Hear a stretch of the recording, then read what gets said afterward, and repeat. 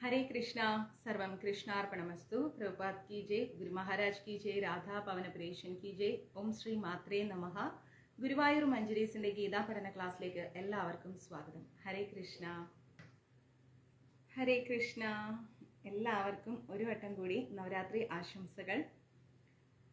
മോനപ്പൻ മുതലാളി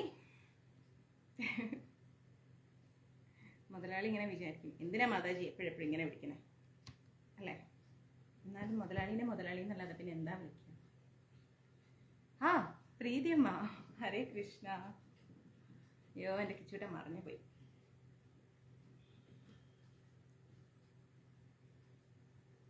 ഗ്രൂപ്പിൽ ലിങ്ക് വന്നിട്ടുണ്ടെന്ന് തോന്നുന്നു അല്ലേ? എനിക്ക് നോട്ടിഫിക്കേഷൻ വന്നല്ലോ അല്ലേ? വന്നോ റിപ്ലൈ തരൂ. വന്നോ? ആ ഹോമനക്കുട്ടാ, അമേരിക്കയിലൊക്കെ ഈ കൃഷ്ണാഷ്ടമിയൊക്കെ ആഘോഷിച്ചപ്പോൾ 2 ഫോട്ടോ ഇട്ട് തന്നിട്ട് പോയതാ. പിന്നെ ഈ വഴിക്ക് ആളെ കണ്ടില്ല. ഞങ്ങൾ കുറേ അന്നദാനങ്ങളൊക്കെ ഇവിടെ നടത്തി, കുറേ ക്ലാസ്സുകളൊക്കെ എടുത്ത്. ഓമനക്കുട്ടനെ കാണാനേ ഇല്ല. ഇനിയിപ്പോൾ ഞങ്ങൾ ഇവിടുന്ന് അമേരിക്കയിൽ വരും. അന്വേഷിച്ചിട്ട് വിസയും ടിക്കറ്റൊക്കെ തരികയാണെങ്കിൽ ഞങ്ങൾ വരാൻ റെഡിയാണ് അല്ലേ? മഞ്ജരീസിൽ എല്ലാവരും വരാൻ റെഡിയാണ്. പിന്നെ സ്ഥിരം വരുന്ന ആൾക്കാരൊക്കെ എവിടെ? എല്ലാവരും ഇങ്ങനെ വിളിച്ച് ഇങ്ങനെ കൊണ്ടുവരണം. വന്നു, ബീഷേട്ടൻ വന്നു, ശ്രീണ്ടൻ പ്രഭു വന്നു, മുതലാളി വന്നു, ഓമനക്കുട്ടൻ വന്നു, നള്ളിയമ്മ വന്നു. സൗണ്ട് ഇല്ലേ? അയ്യോ, അത് മാത്രം പറയരുത്. ഒരു മിനിറ്റ്, ലേശം ഒന്ന് സൗണ്ട് കൂട്ടട്ടെ. ഓൾറെഡി ഉണ്ട്, ഇത്രയൊക്കെ ഉള്ളൂ. എൻ്റെ ഫോണിന് സൗണ്ട് ഫുള്ളാ. ക്ലാസ് തുടങ്ങുമ്പോൾ ഞാൻ സൗണ്ട് കൂട്ടിയാ പോരെ? പ്രമീള മാതാജി വന്നു, ശാലിനി മാതാജി വന്നു. ഞാൻ കാണുന്നുണ്ടെല്ലാം. പാർത്ഥസാരഥി ഗ്രൂപ്പിൽ ലിങ്ക് വന്നു. ഞാൻ അതിൽ തൂങ്ങിയല്ലേ ഇങ്ങ് വന്നത്. കൊള്ളാം, അതെനിക്ക് ഇഷ്ടപ്പെട്ടു. സൗണ്ട് കുറവാന്നോ? ഇനി സൗണ്ട് ഇല്ല, അത്രയേ ഉള്ളൂ. ഇതിന്റെ മേലെ എനിക്ക് സൗണ്ട് ഇല്ല കേട്ടോ. അപ്പോ എനിക്ക് ഇത്രയൊക്കെ സൗണ്ട് ഉള്ളൂ. ഇനി എനിക്ക് പറ്റൂല. ഞാൻ പറയുന്നത് കേൾക്കാൻ പറ്റുന്നില്ല? സൗണ്ട് ഓക്കെ ആണ്, ഇത്രയൊക്കെ ഉള്ളൂ. നീ സൗണ്ട് പറയല്ലേ, എനിക്ക് ത്രോട്ട് പെയിൻ ആണ്. ശ്രദ്ധിച്ച് കേൾക്ക്, ഹെഡ്സെറ്റ് ഇട്ട് വെച്ച് കേൾക്ക്. നമസ്കാരം ഉണ്ണികൃഷ്ണൻ പ്രഭു. അയ്യോ, സൗണ്ട് കുറവല്ല, നിങ്ങളുടെ ഫോണിന്റെ സൗണ്ട് കൂട്ട്. കുറച്ച് പേർക്ക് കേൾക്കാം, കുറച്ച് പേർക്ക് കേൾക്കുന്നില്ല എന്ന് പറഞ്ഞ എന്താ ചെയ്യാ? കിച്ചൂട്ടാ, ഇതിനൊരു പരിഹാരം കാണൂ. ഇപ്പൊ കേൾക്കാവോ? ഞാൻ കുറച്ചു നേരം മിണ്ടാതിരുന്നിട്ട് കേൾക്കുമെന്ന് ചോദിച്ചാൽ കേൾക്കുന്നുണ്ടോ എന്നൊക്കെ. ഓ, കോട്ടയത്ത് സൗണ്ട് ഉണ്ട്. ഓക്കെ. അങ്ങനെ. ഇനി വേറെ ഏതെങ്കിലും ഡിസ്ട്രിക്റ്റിലെ സൗണ്ട് ഇല്ലായ്ക ഉണ്ടോ നോക്കട്ടെ. പിള്ള സർ നമസ്തേ. ഇനി വേറെ എവിടെയാണ് സൗണ്ട് ഇല്ലാത്തത്? കേൾക്കാം. അയ്യോ, രാധാകൃഷ്ണൻ സർ നമസ്തേ. പ്രസന്നാമ കോട്ടയത്താണല്ലോ. അയ്യോ, കേൾക്കുന്നില്ല. അപ്പൊ കോട്ടയത്ത് സൗണ്ട് ഉണ്ടെന്ന് പറഞ്ഞതോ? ശ്രീകുമാരി മാതാജി എവിടെയാ? അതേ പറയണ, കുറച്ചുകൂടി ശബ്ദം വേണമെന്ന്. ഇനിയിപ്പൊ ഞാൻ ചെയ്യാൻ പറ്റുന്ന ഒരു കാര്യം, ഈ കുട്ടി ഫാൻ എടുത്തിട്ട് കുറച്ച് ദൂരെ വെക്കുക എന്നുള്ളതാ. ഇപ്പൊ കേൾക്കാവോ? ഇപ്പൊ കേൾക്കുന്നുണ്ടോ? ശ്രീല പ്രഭുപാദ് കി ജയ്. ഇപ്പൊ കേൾക്കുന്നുണ്ടോ?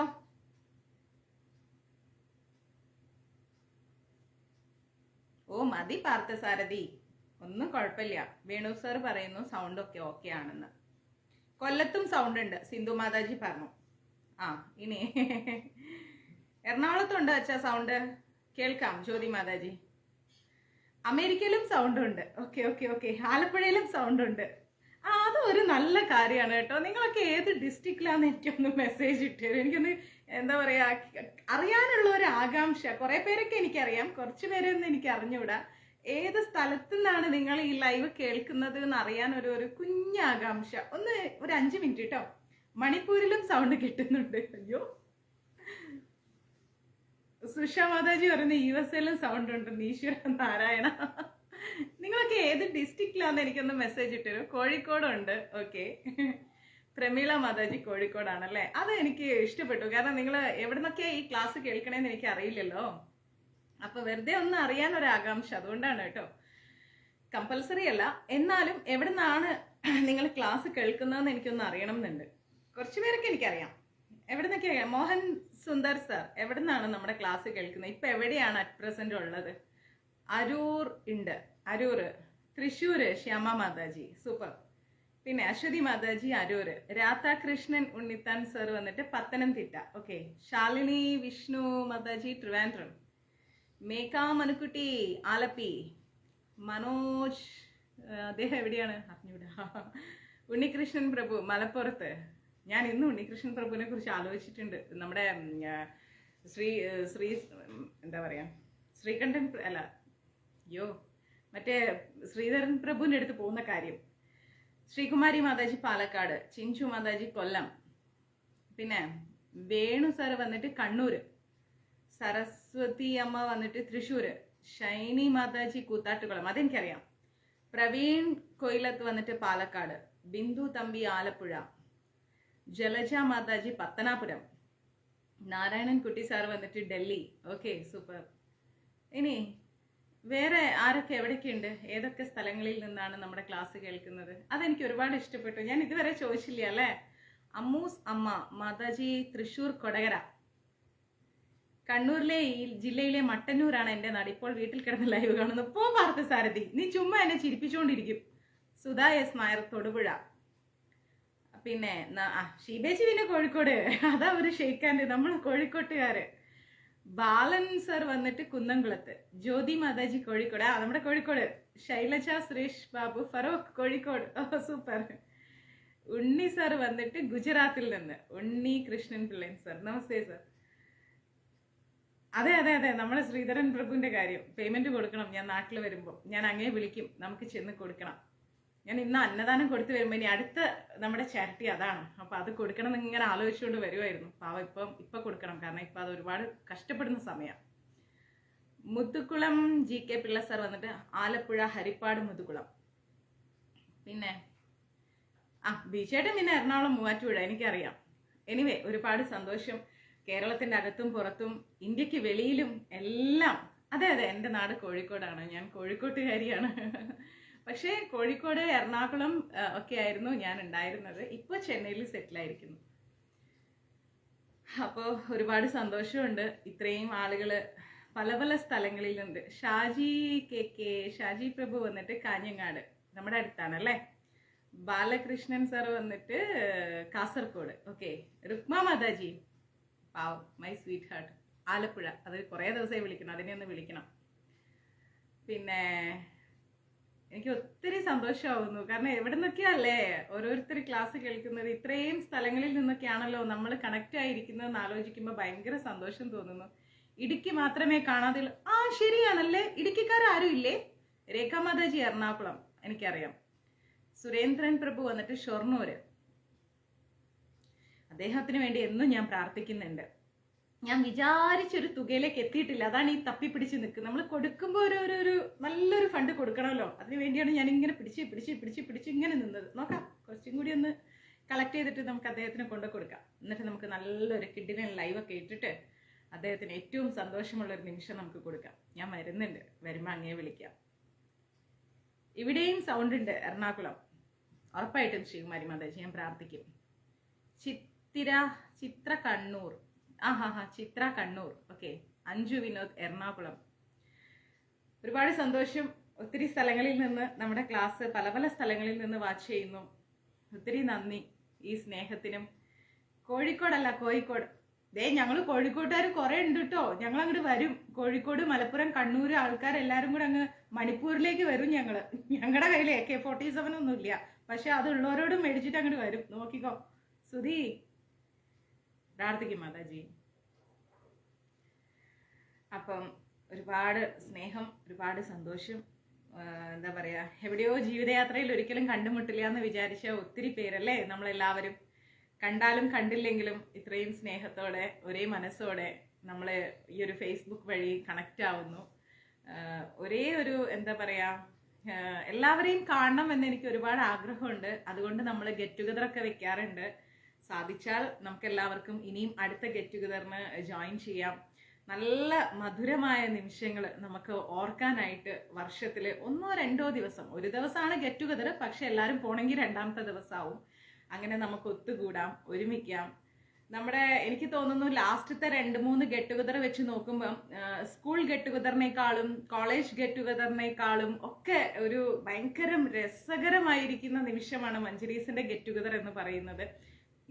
കാരണം നിങ്ങൾക്കൊക്കെ എന്നെ അറിയാം, എന്നെ കാണുന്നുണ്ട്, പക്ഷെ ഞാൻ പലരെയും കാണുന്നില്ല. പക്ഷെ എനിക്ക് എല്ലാവരും പ്രിയപ്പെട്ടവരാണ്. മഞ്ജരീസിന്റെ ഗ്രൂപ്പിലുള്ള എല്ലാവരും എൻ്റെ ഭയങ്കരം എനിക്ക് ഇഷ്ടമുള്ള ആൾക്കാരാണ്.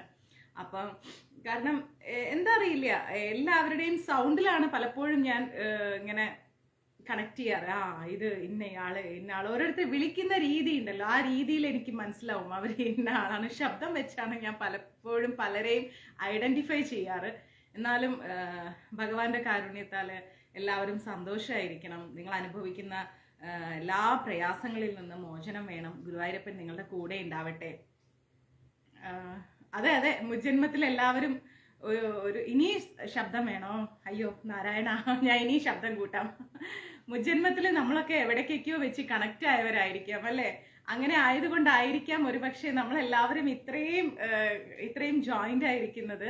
പിന്നെ അതിലുപരി എന്താ പറയാ, ഇപ്പൊ ഇത്രയും എന്നാ നടത്താൻ ഉദ്ദേശിക്കുന്നതെന്ന്. ഞങ്ങളുടെ ഗ്രൂപ്പിലൊരു പട്ടാളക്കാരനുണ്ട്, മണിപ്പൂരിലാണ്. അദ്ദേഹം നാട്ടിൽ വരട്ടെ, എന്നിട്ട് നടത്താം. അപ്പോ എന്താണെന്നറിയാവോ, ഇത്രയും പേര് ഞാൻ ആദ്യമായിട്ടാണ് ചോദിച്ചത് അല്ലേ ലൈവില്, നിങ്ങളൊക്കെ എവിടെ ഇരുന്ന് ലൈവ് കാണുന്നു എന്ന് ചോദിച്ചപ്പം ഏതൊക്കെ വ്യത്യസ്തമായ സ്ഥലങ്ങളാണ് ഇന്ത്യക്കകത്ത്, പുറത്ത്, കേരളത്തിന്റെ അകത്ത് തന്നെ പല പല സ്ഥലങ്ങള്, പല പല സംസ്ഥാനങ്ങളിൽ ഇരുന്ന് കാണുന്നവര്. എനിക്ക് എന്ത് പറയണം എന്നറിയില്ല. ഒത്തിരി സന്തോഷം തോന്നുന്നു മഞ്ജരീസിന്റെ ഈ ഒരു കുടുംബ കൂട്ടായ്മ ആലോചിക്കുമ്പം. പലർക്കും ലൈവില് വരാൻ പറ്റാറില്ല, എങ്കിലും അവർ ലൈവ് കഴിയുമ്പോൾ കാണാറുണ്ട്. എനിക്ക് അതിന്റെ റിവ്യൂ മെസ്സേജ് ഇടാറുണ്ട്. പിന്നെ ഇപ്പം നമ്മൾ 2 ദിവസമായിട്ട് അന്നദാനം കൊടുത്തു. ഇന്നത്തെ അന്നദാനമൊക്കെ കണ്ടപ്പോൾ എനിക്ക് ഒരുപാട് സന്തോഷമായി. കാരണം എന്താ വെച്ചാല് നമ്മൾ കൊടുത്തപ്പോൾ അവരത് വാങ്ങുന്ന ആ ഒരു രീതി ഞാൻ ലൈവിൽ പറഞ്ഞല്ലോ. പലരും പല രീതിയിലാണ് നമ്മളോട് അന്നദാനം വാങ്ങിക്കാറ്. ചിലവർ കരഞ്ഞുകൊണ്ട് വാങ്ങും, ചിലവർ ആർത്തിയോടെ മേടിക്കും, ചിലവർ നന്ദി പറഞ്ഞു പോകും, ചിലവർ ഒന്നും റിപ്ലൈ തരില്ല, ചിലവർ കൂപ്പുകൈയോടുകൂടി പോകും. എന്ത് തന്നെയായാലും അവർക്ക് എല്ലാവർക്കും ഒരേ വികാരമേ ഉള്ളൂ, വിശപ്പിന്റെ വികാരം. ആ വിശപ്പിന്റെ വേദന അറിഞ്ഞിട്ടാണ് അവരിൽ നിന്ന് പലതരത്തിലുള്ള റെസ്പോൺസ്. നന്ദി പറഞ്ഞു പോകുന്നവര് എന്താ പറയാ, അവര് മാത്രമാണ് ശരി എന്നൊരിക്കലും നമ്മൾ ചിന്തിക്കരുത്. കാരണം എന്താണെന്നറിയാം, പലരും ഒന്ന് കിട്ടിയാൽ കഴിക്കാമായിരുന്നു എന്ന മനസ്ഥിതിയിൽ വരുന്നവരാണ്. നമ്മളൊക്കെ ഹോട്ടലിൽ പോയിരുന്നാൽ ആദ്യം ചോദിക്കുന്നത് കഴിക്കാൻ എന്തുണ്ട്, പിന്നെ ഒന്ന് ആലോചിച്ച്, പിന്നെ ഒന്ന് മാറ്റി പറഞ്ഞ്, അങ്ങനെ പല പല രീതിയിലാണ് നമ്മളൊക്കെ ഫുഡ് ഓർഡർ ചെയ്യാറ് അല്ലെ. എന്നിട്ട് കിട്ടിയാൽ ഇഷ്ടപ്പെട്ടിട്ടില്ലെങ്കിൽ വേണ്ടാന്ന് പറയും. അങ്ങനെ എന്തൊക്കെ കാര്യങ്ങളാണ്. പക്ഷെ അതൊന്നുമില്ലാതെ ഈ കവറിൽ എന്താന്ന് പോലും ചിന്തിക്കാതെയാണ് പലരും. സത്യം കിച്ചൂട്ടൻ ചോദിപ്പിച്ചതാ, കിച്ചൂട്ടനൊന്നും അറിയാൻ നിങ്ങളൊക്കെ എവിടെ ഇരുന്ന് ലൈവ് കാണുന്നു എന്നുള്ളത്.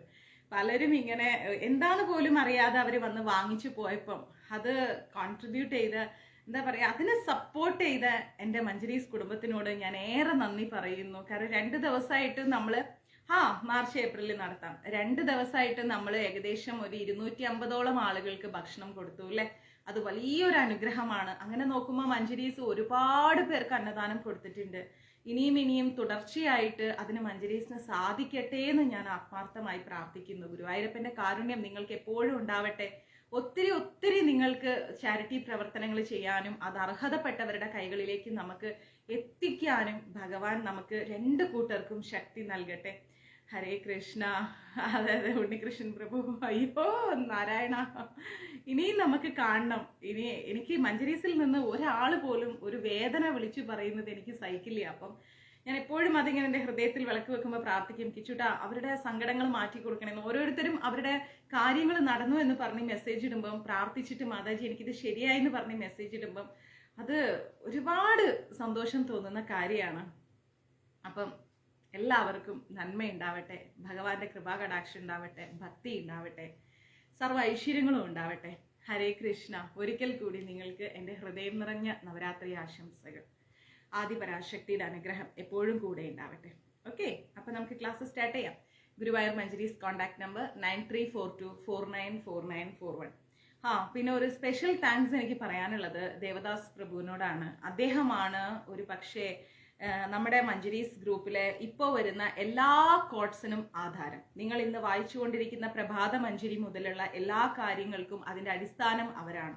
അദ്ദേഹമാണ്. കാരണം നമ്മൾ ഒരാളിൽ നിന്നൊരു നന്മയുണ്ടെങ്കിൽ ആ നന്മ ചൂണ്ടിക്കാണിക്കാൻ നമ്മൾ എപ്പോഴും ഓർക്കണം. കാരണം എന്താണെന്ന് വെച്ചാൽ ഒരിക്കൽ അദ്ദേഹം എന്നോട് പറഞ്ഞു, മാതാജി പ്രഭാതമഞ്ജരി എന്ന് പറയുന്ന ഒരു സംഭവം, അങ്ങനെ ഞങ്ങൾ ഇടയ്ക്കൊന്ന് സംസാരിച്ചപ്പോഴാണ് ഈ പ്രഭാതമഞ്ജരി സ്റ്റാർട്ട് ചെയ്തത്. അതിൽ നിന്നാണ് ഗുരുമഞ്ജരി, മഹാത്മ്യമഞ്ജരി, ജ്ഞാനമഞ്ജരി, ക്ഷേത്രമഞ്ജരി, ആരോഗ്യമഞ്ജരി എന്ന് വേണ്ട ഇത്രയും കാര്യങ്ങൾ നമ്മുടെ ഗ്രൂപ്പിലേക്ക് വന്നത്. അതിന് എന്നും ഞാൻ ദേവദാസ് പ്രഭുവിനോട് കടപ്പെട്ടിരിക്കുന്നു. ഹരേ കൃഷ്ണ. പിന്നെ മുരുകൻ പ്രഭു, ഇവരൊക്കെ കാലങ്ങളായിട്ട് നമ്മൾ അടുത്ത ഒരു ബന്ധമാണ്. രജനി മാതാജി, എല്ലാവരെയും എനിക്ക് അറിയാം, കാണുന്നുണ്ട്, അറിയുന്നുണ്ട്. ഓക്കെ, ഹരേ കൃഷ്ണ. അപ്പൊ നമുക്ക് ക്ലാസ് സ്റ്റാർട്ട് ചെയ്യാം. നമ്മൾ ഇപ്പോ പഠിച്ചുകൊണ്ടിരിക്കുന്നത് വിഭൂതി യോഗമാണ്. എല്ലാവർക്കും അറിയാം, ശ്രീല പ്രഭുപാജിയുടെ ഗീതയാണ്. ഉണ്ണികൃഷ്ണൻ പ്രഭു നമസ്തേ. നമ്മുടെ ശ്രീല പ്രഭുപാജിയുടെ ഗീതയാണ് ഞാൻ ക്ലാസ് എടുക്കാൻ യൂസ് ചെയ്യുന്നത്. എല്ലാവരും ഈ ഗീത വാങ്ങിച്ചു വെക്കണം. ആവശ്യമുണ്ടെങ്കിൽ എനിക്ക് മഞ്ജരീസിന്റെ നമ്പറിലേക്ക് മെസ്സേജ് ഇടുക, 9342494941. നമ്മുടെ ഓൺലൈൻ സ്റ്റോർ എറണാകുളത്താണ്. അപ്പം എറണാകുളത്ത് നിന്ന് നിങ്ങൾക്ക് ഓർഡർ അപ്പം തന്നെ നമ്മൾ അയച്ചു തരും. ഏതെങ്കിലും സ്റ്റോക്ക് ഇല്ലാത്ത പുസ്തകങ്ങളാണെങ്കിൽ മാത്രമേ കുറച്ച് ഡിലേ ആവൂ. അല്ലെങ്കിൽ നിങ്ങൾക്ക് പറഞ്ഞു കഴിഞ്ഞാൽ ഒരു 4-5 ഡേയ്സിനുള്ളിൽ എന്ത് ബുക്സ് ആണെങ്കിലും നിങ്ങൾക്ക് റിസീവ് ചെയ്യാൻ പറ്റും. അപ്പോൾ ഭഗവത്ഗീത യഥാരൂപത്തിലെ വിഭൂതി യോഗം എന്ന ചാപ്റ്റർ ഓൾമോസ്റ്റ് കഴിയാറായിട്ടുണ്ട്. അടുത്ത ക്ലാസ്സിൽ ആരും ലീവ് എടുക്കാൻ പാടില്ല, എല്ലാവരും വരണം. കാരണം എല്ലാവരും കേൾക്കാൻ ഒരുപാട് ആഗ്രഹിക്കുന്നതാണ് അടുത്ത അധ്യായം. ഞാൻ പറയാതെ തന്നെ അറിയാം, വിശ്വരൂപമാണ് അടുത്ത അധ്യായം. ഓക്കെ, അപ്പൊ നമുക്ക് വിഭൂതി യോഗത്തിലേക്ക് നോക്കാം. വിഭൂതി യോഗത്തിൽ നമ്മൾ ഇനി പഠിക്കാൻ പോകുന്ന ശ്ലോകം 36ാമത്തെ ശ്ലോകമാണ്. ഓക്കെ, ദേവി ചന്ദ്രബാബു മാതാജി, ഹരേ കൃഷ്ണ. മാതാജി ഇങ്ങനെ മനസ്സിൽ ചിന്തിച്ചു കാണും, മാതാജി എന്റെ പേര് മാത്രം പറഞ്ഞില്ലല്ലോ എന്നിങ്ങനെ ചിന്തിച്ചു കാണും. പാവം, എനിക്ക് അങ്ങനെ തോന്നി, അങ്ങനെ ഫീൽ ചെയ്തു, അറിയില്ല. അപ്പൊ അതുകൊണ്ടാണ് ഞാൻ പേര് വിളിച്ചത് കേട്ടോ. ഹരേ കൃഷ്ണ മാതാജി. ഇതിൽ നമ്മൾ 36ാമത്തെ ശ്ലോകം നോക്കാം. ദ്യുതം ചലയത്താസ്മി തേജസ്വിനാമഹം ജയോസ്മി വ്യവസായോസ്മി സത്വം സത്വവദാമഹം എന്നാണ് പറയുന്നത്. മാനസപൂജ പറഞ്ഞുതരാം. അപ്പോ ഇതില് ഈ 36ാമത്തെ ശ്ലോകത്തിൽ ഭഗവാൻ പറയുന്നത് ചലയഥാം എന്ന് പറഞ്ഞു കഴിഞ്ഞാൽ വഞ്ചകന്മാര്, ചീറ്റ് ചെയ്യുന്ന ആൾക്കാർ. ഓക്കെ, ചലയഥാം എന്ന് പറഞ്ഞ, ദ്യുതം എന്ന് പറഞ്ഞു കഴിഞ്ഞാൽ ചൂതുകളി എന്നാണ് അർത്ഥം. അതില് വഞ്ചകരുടെയും ചൂതുകളിയുടെയും തേജസ്സികളുടെ തേജസ്സും ഞാനാകുന്നു. ഭഗവാൻ ഇത്രയും നേരം നമ്മളോട് ഇന്നലെ മുഴുവൻ പറഞ്ഞു തന്നത് എന്താണ്? എല്ലാത്തിന്റെയും ഉയർന്ന അവസ്ഥകൾ ഭഗവാനാണെന്ന് പറഞ്ഞു അല്ലെ. ഹിമാലയ ആണെങ്കിലും എല്ലാം, ഹരേഷ്ണമ്മ, എല്ലാത്തിന്റെയും ടോപ്പസ്റ്റ് എക്സ്ട്രീം ലെവൽ ഭഗവാനാണെന്ന് നമ്മളെ പഠിപ്പിച്ചു. ഇപ്പൊ ഭഗവാൻ പറയുന്നു വഞ്ചകരുടെ ചൂതുകളിയും അതുപോലെ തേജസ്സികളുടെ തേജസ്സും ഞാനാകുന്നു എന്ന്. അപ്പൊ നല്ലതിലും ഭഗവാനുണ്ട്, ചീത്തയിലും ഭഗവാനുണ്ട്. പക്ഷെ ഭൗതികമായിട്ട് നമുക്ക് ചീത്ത ബാധിക്കുന്നത് പോലെ ഒരിക്കലും ഭഗവാനെ അതൊന്നും ബാധിക്കുന്നില്ല. മനസ്സിലായില്ലേ? കാരണം എന്താ? എല്ലാം ഭഗവാന്റെ ഉള്ളിലാണ് സ്ഥിതി ചെയ്യുന്നത്. ജയവും സതുദ്ധമവും ശക്തിയും കരുത്തും എല്ലാം ഞാൻ തന്നെ. ഒരു ശക്തന്റെ കരുത്ത് എന്താന്ന് ചോദിച്ചാൽ ഭഗവാനാണ്. ഒരു പരാജിതന്റെ തോൽവി എന്താണെന്ന് ചോദിച്ചാൽ അതും ഭഗവാനാണ്. രാത്രിയും പകലും പോലെ, ഇരുട്ടും വെളിച്ചവും പോലെ, തണുപ്പും ചൂടും പോലെ എല്ലാം ഭഗവാനാണ് എന്ന് നമ്മൾ മനസ്സിലാക്കണം. അതിന്റെ അർത്ഥം എന്താന്ന് വെച്ച് കഴിഞ്ഞാല്, ജീവിതത്തിൽ ദുഃഖം വന്നാലും സന്തോഷം വന്നാലും നമ്മൾ ഓർക്കുക, ദുഃഖത്തിൽ ദുഃഖിച്ചിരിക്കാതെയും സന്തോഷത്തിൽ ആർമാദിക്കാതെയും നമ്മൾ മനസ്സിലാക്കേണ്ടത് ഇതെല്ലാം ഭഗവാനാണ്. ജീവിതത്തിന്റെ വ്യത്യസ്ത മുഖങ്ങളാണ് സുഖവും ദുഃഖവും എന്ന് പറയുന്നത്. മനസ്സിലായോ? ഒരമ്മ പ്രസവിക്കാൻ പോകുമ്പോൾ ആ വേദന കഠിനമാണ്, എല്ലാവർക്കും അറിയാം അല്ലെ. പക്ഷേ പ്രസവം കഴിഞ്ഞാലോ ആ കുഞ്ഞിനെ കാണുമ്പോൾ നമ്മൾ അനുഭവിച്ച വേദനയെല്ലാം മറന്നു പോകും, ഒരു സന്തോഷത്തിലേക്ക് വന്നു. അപ്പൊ അതേപോലെ ഏതൊരു ദുഃഖത്തിനും ജീവിതത്തിൽ ഒരു സന്തോഷമുണ്ട്, ഏതൊരു സന്തോഷത്തിനും ഒരു ചെറിയ ദുഃഖമുണ്ടാവും. നമ്മൾ എല്ലാവരും ഈ ഭൂമിയിൽ നിന്ന് പോണ്ടവരാണ്. അപ്പൊ ഒരിക്കലും നമ്മൾ വേദനയിൽ അമിതമായി ദുഃഖിച്ചിരിക്കാൻ പാടില്ല. അത് രാധേ കൃഷ്ണ. അപ്പൊ അതില് നമ്മൾ ആലോചിക്കുക, നമ്മള് ഭഗവാനെ ചേർത്ത് പിടിച്ചുകൊണ്ട് മുന്നോട്ട് പോവുക. ദുഃഖം വന്നാൽ ഭഗവാനെ കുറ്റപ്പെടുത്താനും സുഖം വന്നാൽ സന്തോഷിക്കാനും ഒരിക്കലും പാടില്ല. കാരണം എന്താ? ഇത് രണ്ടും നമ്മുടെ ജീവിതത്തിന്റെ ഭാഗമാണ്, പൂർവ്വജന്മത്തിന്റെ ഫലമാണ് നമ്മൾ അനുഭവിക്കുന്ന ദുഃഖം. അതിൽ കിട്ടിയ ഒരു അനുഗ്രഹമാണ് നമ്മൾ അനുഭവിക്കുന്ന സന്തോഷം. അതിന് ഭഗവാനോട് നന്ദി പറയാ. ദുഃഖം വരുമ്പോ ഭഗവാനോട് പറയാ, ഭഗവാനെ ഇത് സഹിക്കാനുള്ള ശക്തി എനിക്ക് തരണേ. ഞാൻ എന്തോ തെറ്റ് ചെയ്തത് കൊണ്ട് അതിന്റെ പരിണിത ഫലം ഞാൻ അനുഭവിക്കുന്നു. അപ്പൊ ആ പരിണിത ഫലത്തിൽ നിന്ന് എനിക്കൊരു മോചനം നൽകണം. ഇനി ആ തെറ്റ് ആവർത്തിക്കാതിരിക്കാനുള്ള ഒരു ബുദ്ധി എനിക്ക് നൽകണം എന്ന് ഭഗവാനോട് നമ്മൾ എന്താ പറയാ, അത്രയധികം ഭഗവാന്റെ തൃപ്പാദങ്ങൾ പിടിച്ച് നമ്മൾ യാചിക്കുക. അല്ലാതെ ഇത്രയും പ്രാർത്ഥിച്ചിട്ട് എനിക്ക് നന്മ തന്നില്ല, സന്തോഷം തന്നില്ല എന്ന് പറഞ്ഞുകൊണ്ട് ഒരു ബിസിനസ്സുകാരനോട് എന്ന പോലെ ഒരിക്കലും ഭഗവാനോട് നമ്മൾ എന്ത് പറയരുത്, ആജ്ഞാപിക്കാൻ നമ്മൾ ചെയ്യാൻ പാടില്ല, അങ്ങനെ ചെയ്യാൻ പാടില്ല, ഭഗവാനെ കുറ്റപ്പെടുത്താനും പാടില്ല. ക്ലിയർ? അപ്പോ പ്രപഞ്ചത്തിൽ പല വിധത്തിലുള്ള വഞ്ചകരുണ്ട്. വഞ്ചനകളിൽ വെച്ചിട്ട് ഏറ്റവും പ്രധാനം എന്ന് പറയുന്നത് ചൂതുകളിയാണ്. ആ പ്രാധാന്യം കൊണ്ട് അതെന്തായി, കൃഷ്ണന്റെ പ്രതിനിധിയായി. പരമപുരുഷനായിരിക്കുന്ന കൃഷ്ണന് മറ്റാരേക്കാളും വലിയ വഞ്ചകനാകാൻ കഴിയും. ഗീതയിൽ പറയുന്നു, പരമപുരുഷനായിരിക്കുന്ന കൃഷ്ണന് മറ്റാരേക്കാളും വലിയ വഞ്ചകനാകാൻ കഴിയും. ഭഗവാന് ഒരാളെ വഞ്ചിക്കണം എന്നുണ്ടെങ്കിൽ അദ്ദേഹത്തിന്റെ വഞ്ചനയെ കടന്നു ചെല്ലാൻ ഒരാളെ കൊണ്ടും സാധിക്കില്ല. അദ്ദേഹം വിചാരിക്കുകയാണ് ഇവനിട്ട് നല്ല പണി കൊടുക്കണം എന്ന് വിചാരിച്ചാൽ അദ്ദേഹം ചിരിച്ചുകൊണ്ട് പണി കൊടുക്കും. എന്നിട്ടോ അങ്ങനെ അങ്ങ് ഉള്ള കയ്യിൽ കോരിയെടുക്കും. കാരണം എന്താ, ഒരിക്കലും ഭഗവാന് ഒരാളുടെയും ദുഃഖം കണ്ടിരിക്കാൻ സാധിക്കില്ല. അദ്ദേഹം എങ്ങനെയും അത് സോൾവ് ചെയ്യും. അതാണ് ഭഗവാന്റെ ഒരു രീതി എന്ന് പറയുന്നത്. ഭഗവാന്റെ മഹത്വം എന്ന് പറയുന്നത് ഏകമുഖമല്ല, സർവ്വതോന്മുഖമാണ് അദ്ദേഹത്തിന്റെ മഹത്വം എന്ന് പറയുന്നത്. ഒരുപാടുണ്ട് അദ്ദേഹത്തിന്റെ മഹത്വം. ഇപ്പൊ നമ്മളുടെ ഒരു നല്ല ഗുണങ്ങൾ, ഒരു 5 ഗുണങ്ങൾ പറയാൻ പറഞ്ഞാൽ നമ്മുടെ ഏറ്റവും ക്ലോസ് ആയിട്ടുള്ള ഒരാൾ വന്നിട്ട് നമ്മുടെ ഒരു 4 5 ഒരു 3 ഗുണങ്ങൾ പറഞ്ഞിട്ട് 4ാമത്തെ 5ാമത്തെ ആലോചിക്കും. അപ്പൊ അതുപോലെയല്ല ഭഗവാന്റെ. ഭഗവാന് ഗുണങ്ങൾ ഏറെയാണ്. അദ്ദേഹത്തിന് ഗുണങ്ങൾ മാത്രമേ ഉള്ളൂ. സർവ്വതോന്മുഖമാണ്. എണ്ണിയാൽ ഒടുങ്ങാത്ത, പറഞ്ഞാൽ തീരാത്ത അത്രയും ഗുണങ്ങൾ ഭഗവാനുണ്ട്. വിജയികളിൽ വിജയം ആരാണെന്ന് ചോദിച്ചാൽ ഭഗവാൻ കൃഷ്ണൻ തന്നെയാണ്. തേജസ്സികളുടെ തേജസ് ആരാന്ന് ചോദിച്ചാൽ ഭഗവാൻ കൃഷ്ണൻ തന്നെയാണ്. ഉദ്യമങ്ങളിൽ വെച്ച് മഹോദ്യമ ആരാന്ന് ചോദിച്ചാൽ അതും ഭഗവാൻ തന്നെ. സാഹസികളിൽ വെച്ചിട്ട് സാഹസി ആരാന്ന് ചോദിച്ചാൽ അതും ഭഗവാൻ തന്നെ. ശക്തരിൽ വെച്ച് ശക്തൻ. കൃഷ്ണൻ ഭൂമിയിൽ ഉണ്ടായിരുന്ന കാലത്ത് കരുത്തുകൊണ്ട് അദ്ദേഹത്തെ കീഴടക്കാൻ ആരും ഉണ്ടായിട്ടില്ല. അതെ, തല്ലിത്തലോടും ഭഗവാൻ ഭക്തരെ, അത് ഉറപ്പാ. അപ്പോ അദ്ദേഹം ഭൂമിയിൽ ഉണ്ടായിരുന്ന കാലത്ത് അദ്ദേഹത്തിനെ ഉപദ്രവിക്കാനും അദ്ദേഹത്തിനോട് യുദ്ധം ചെയ്യാനും ഒരുപാട് ഉയർന്ന ശക്തിയുള്ള രാക്ഷസന്മാരൊക്കെ വന്നു. പക്ഷെ ഒരാൾക്ക് പോലും അദ്ദേഹത്തെ ജയിക്കാൻ സാധിച്ചിട്ടില്ല എന്ന് നമ്മൾ മനസ്സിലാക്കണം.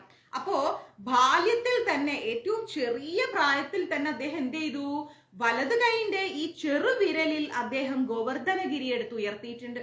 അപ്പൊ അതിനേക്കാൾ വലിയ ശക്തി എവിടെ നമുക്ക് കാണാൻ സാധിക്കും?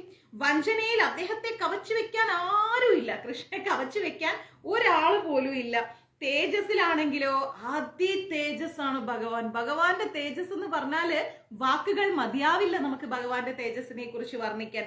വിജയത്തിലാണെങ്കിലോ അദ്ദേഹത്തെ തോൽപ്പിക്കാൻ ഒരാളെ കൊണ്ടും കഴിയില്ല. ഉദ്യമത്തിലും ശക്തിയിലും കൃഷ്ണൻ തന്നെ അദ്വിതീയമാണെന്നാ പറയുന്നത്. അപ്പൊ കൃഷ്ണന്റെ മഹത്വം എന്ന് പറഞ്ഞു കഴിഞ്ഞാൽ എന്താണ്? സർവ്വതോന്മുഖമായിരിക്കുന്ന മഹത്വമാണ് കൃഷ്ണന്റേത്. അപ്പൊ ആ കൃഷ്ണനെയാണ് നമ്മൾ നിസാരമായിട്ട് ആരാധിക്കാൻ ശ്രമിക്കുന്നത്. അങ്ങനെ ഒരു നിസാരമായ ആരാധന കൃഷ്ണനോട് പാടില്ല. നമ്മുടെ മനസ്സും ശരീരവും ചിന്തയും വാക്കും പ്രവൃത്തിയും സർവ്വ ഇന്ദ്രിയങ്ങളെയും അദ്ദേഹത്തിന്റെ മുമ്പിൽ സമർപ്പണം ചെയ്തിട്ട് സർവം കൃഷ്ണാർപ്പണമസ്തു എന്ന നാമത്തോടു കൂടി വേണം നമ്മൾ അദ്ദേഹത്തെ ആരാധിക്കാൻ വേണ്ടിയിട്ട്. കാരണം എന്താ, നമ്മുടെ ഇന്നലെയും ഇന്നും നാളെയും ആർക്കറിയാം? കൃഷ്ണൻ അറിയാം. പക്ഷെ നമുക്കറിയോ? നമുക്കറിയില്ല, അല്ലെ? അപ്പോ അതെ സത്യം, നമ്മൾ എല്ലാത്തിലും ഭഗവാനെ കാണും. ഇപ്പോ ശ്രീകണ്ഠൻ പ്രഭു പറഞ്ഞത് പ്രത്യക്ഷത്തിലുള്ള എല്ലാത്തിലും ഭഗവാനെ ദർശിക്കുന്ന ഒരു രീതിയാണ് സനാതന ധർമ്മത്തിനുള്ളത്. വാസ്തവമാണ്. കാരണം എന്താ, ഈ അധ്യായത്തിൽ നമ്മൾ പഠിക്കുന്നത് അതാണ്, അല്ലെ? ഈ ഒരു വിഭൂതി യോഗത്തിൽ ഭഗവാൻ എന്താ നമ്മളെ പഠിപ്പിക്കുന്നത്? സർവ്വതിലും ഭഗവാനുണ്ട്. നല്ലതിലും ചീത്തയിലും തോൽവിയിലും വിജയത്തിലും സൗന്ദര്യത്തിലും വിരൂപത്തിലും എന്ന് വേണ്ട ഏതിലും നമുക്ക് ഭഗവാനെ ദർശിക്കാൻ സാധിക്കും. അതുകൊണ്ടാണ് ഭാരതത്തില് കല്ലിനെയും മരത്തിനെയും മഞ്ചാടിയെയും എന്ന് വേണ്ട കാറ്റിനെയും വെളിച്ചത്തിനെയും എല്ലാം നമ്മൾ ആരാധിക്കുന്നത്. എല്ലാത്തിലും ഈശ്വരനെ നമുക്ക് ദർശിക്കാൻ കഴിയും. കാരണം ഈശ്വരൻ സർവ്വവ്യാപിയാണ്. കൃഷ്ണൻ എല്ലാത്തിലും ഉണ്ട്. അദ്ദേഹത്തിന്റെ സൃഷ്ടി മാത്രമേ ഈ ഭൂമിയിലുള്ളൂ. അതിന്റെ അപ്പുറത്തേക്ക് നമുക്ക് ഒന്നും കാണാൻ പറ്റില്ല. അപ്പൊ അതുകൊണ്ടാണ് നമുക്ക് അങ്ങനെ ഒരു ആചാരം നമുക്ക് വന്നിരിക്കുന്നത്. ഇനിയെങ്കിലും നമ്മൾ അത് മനസ്സിലാക്കുക. ഓക്കെ, അല്ലാതെ ആരെങ്കിലും ചോദിക്കുകയാണ് ഈ കല്ലിലും മരത്തിലും ഒക്കെ എന്താ ദൈവം ഉണ്ടോ എന്ന് ചോദിച്ചാൽ ദൈവമുണ്ട് എന്ന് പറയാൻ പഠിക്കുന്നിടത്താണ് നമ്മുടെ വിശ്വാസത്തിന്റെ അടിത്തറ നമുക്ക് മനസ്സിലാക്കേണ്ടത്. അപ്പോ എല്ലാത്തിലും നമുക്ക് കൃഷ്ണനെ കാണാൻ നമുക്ക് സാധിക്കണം, ആരാധിക്കാൻ സാധിക്കണം. നമ്മുടെ മനസ്സ് അദ്ദേഹത്തിന്റെ തൃപാദങ്ങളിൽ, ആ ലോട്ടസ് ഫീറ്റില് നമ്മൾ സമർപ്പണം ചെയ്യണം. ഓക്കെ, അപ്പൊ ഇനി 37ാമത്തെ ശ്ലോകമാണ്. വൃഷ്ണീനാം വാസുദേവോസ്മി പാണ്ഡവാനാം ധനഞ്ജയ മുനീനാമാഭ്യം വ്യാസ കവീനാമുഷനാ കവിഹ എന്ന് പറയുന്നു. എന്താ അത്? വൃഷ്ണികുലത്തിൽ വാസുദേവനും പാണ്ഡവരിൽ അർജുനനും മുനികളിൽ വ്യാസനും ചിന്തകരിൽ ഉഷനാകവിയുമാണ് ഞാൻ. ആഹാ, എത്ര മനോഹരമായിരിക്കുന്നു അല്ലെ? ആദിപുമനായിരിക്കുന്ന ഭഗവാനാണ് കൃഷ്ണൻ. അപ്പോ ബലരാമൻ കൃഷ്ണന്റെ അടുത്ത രൂപവിസ്തീർണമാണ്. ബലറാം സ്വാമി ആരെന്ന് വെച്ചാൽ ഭഗവാന്റെ അടുത്ത രൂപവിസ്തീർണം. ഇപ്പോ കൃഷ്ണൻ വന്നിട്ട് ശ്രീരാമസ്വാമിയായി മാറുമ്പോ ബലറാം സ്വാമി ആരായിട്ടാ വരിക? അയ്യോ, ഇതിൽ ഡസ്റ്റ് ഉണ്ടല്ലോ ബിന്ദുമേ. ആഹാ, ബിന്ദുമ അല്ലോ. കൃഷ്ണൻ ശ്രീരാം സ്വാമി ആയിട്ട് വരുമ്പോ ബലറാം സ്വാമി ആരായിട്ടാ വരിക? ആൻസർ പറയൂ.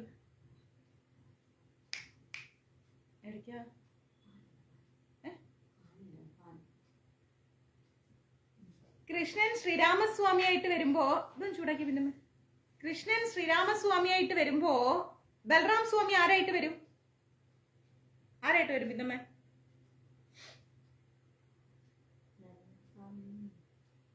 ഞാൻ പലപ്പോഴും ക്ലാസ് എടുത്തിട്ടുള്ളതാണ്. കൃഷ്ണൻ ശ്രീരാമസ്വാമി ആയിട്ട് വരുമ്പോ ബലറാം സ്വാമി ആരായിട്ട് വരും? ആൻസർ പറയേണ്ട ഉടനെ നെറ്റ് തീർന്നു. നീ അപ്പൊ റീചാർജ് ചെയ്യാം. ആര്? വാമനൻ. ഇങ്ങോട്ട് വാങ്ങട്. ലക്ഷ്മണസ്വാമി ആയിട്ട് വരും. എക്സാക്ട്ലി. ആരാ പറഞ്ഞത്? മുത്തായ വെട്രിവൻ. ഹരേ കൃഷ്ണ പ്രഭുജി. ലക്ഷ്മണസ്വാമി ആയിട്ട് വരും. കൃഷ്ണൻ വിഷ്ണു ആയിട്ട് വരുമ്പോ ബലറാം സ്വാമി ആരായിട്ട് വരും? ആരായിട്ട് വരും? കൃഷ്ണൻ വിഷ്ണു ആയിട്ട് വരുമ്പോ ബലറാം സ്വാമി ആരായിട്ട് വരും?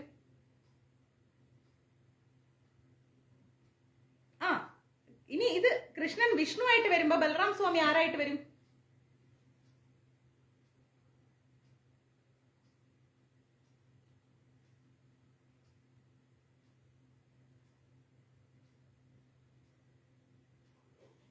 ഇതിന്റെ ആൻസർ പറ. ഇനി ഇങ്ങനെ ക്വസ്റ്റ്യൻ ചോദിക്കാതെ നിവർത്തിയില്ല. എല്ലാരും ഇത് മറന്നു. നല്ല സുഖമായിട്ട് ഇരുന്ന് കേട്ടിട്ട് അങ്ങനെ പോവല്ലേ. ഇത് പറയൂ നക്കുൽ. കൃഷ്ണൻ വിഷ്ണു ആയിട്ട് വരുമ്പോ ബലറാം സ്വാമി ആരായിട്ട് വരും? അനന്തൻ. ജയ മാതാജി പറഞ്ഞു. എനിക്ക് ആദ്യം ആര് പറയുന്നു അതാണ് എനിക്ക് വേണ്ടത്. അനന്തനായിട്ട് വരും, ആദിശേഷനായിട്ട്. ഓക്കെ. ഇനി കൃഷ്ണനായിട്ട് വരുമ്പം അദ്ദേഹം എങ്ങനെ വരും? കൃഷ്ണനായിട്ട് വരുമ്പോ ബലറാം സ്വാമി ആരായിട്ട് വരും?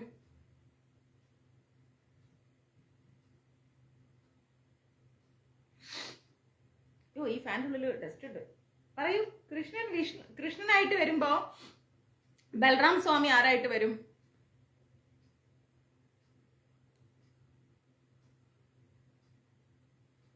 ആൻസർ ഇല്ല.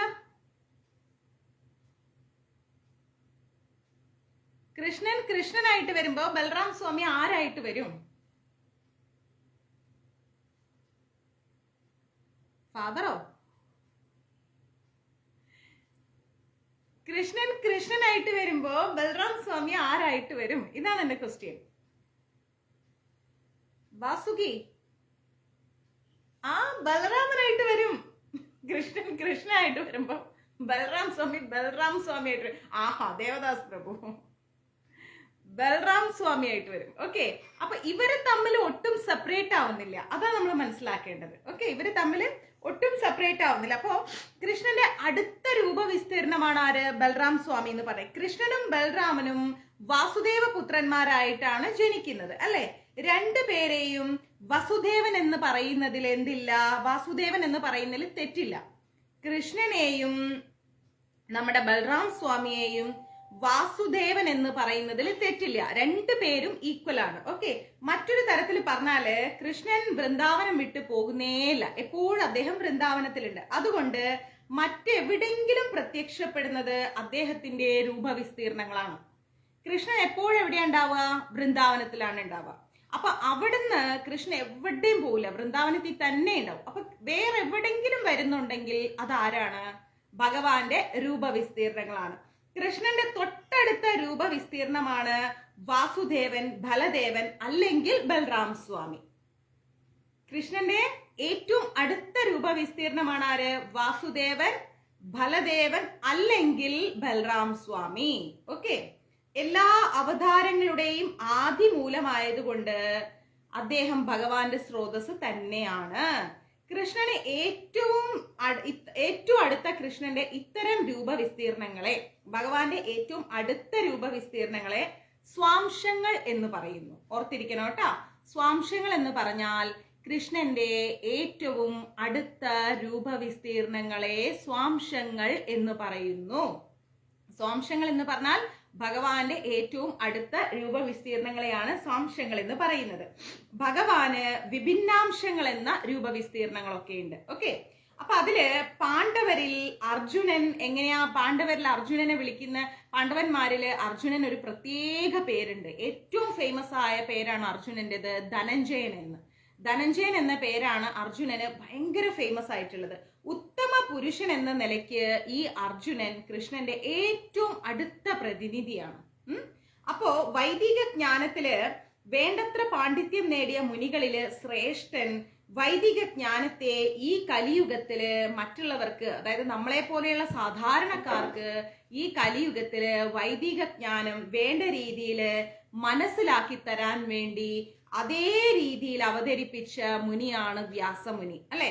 ഏറ്റവും നല്ല രീതിയിൽ വൈദിക സാഹിത്യം നമുക്ക് എളുപ്പം മനസ്സിലാക്കാൻ വേണ്ടിയിട്ട് നമുക്ക് ഏറ്റവും നന്നായി അവതരിപ്പിച്ചു തന്നതാരാണ്?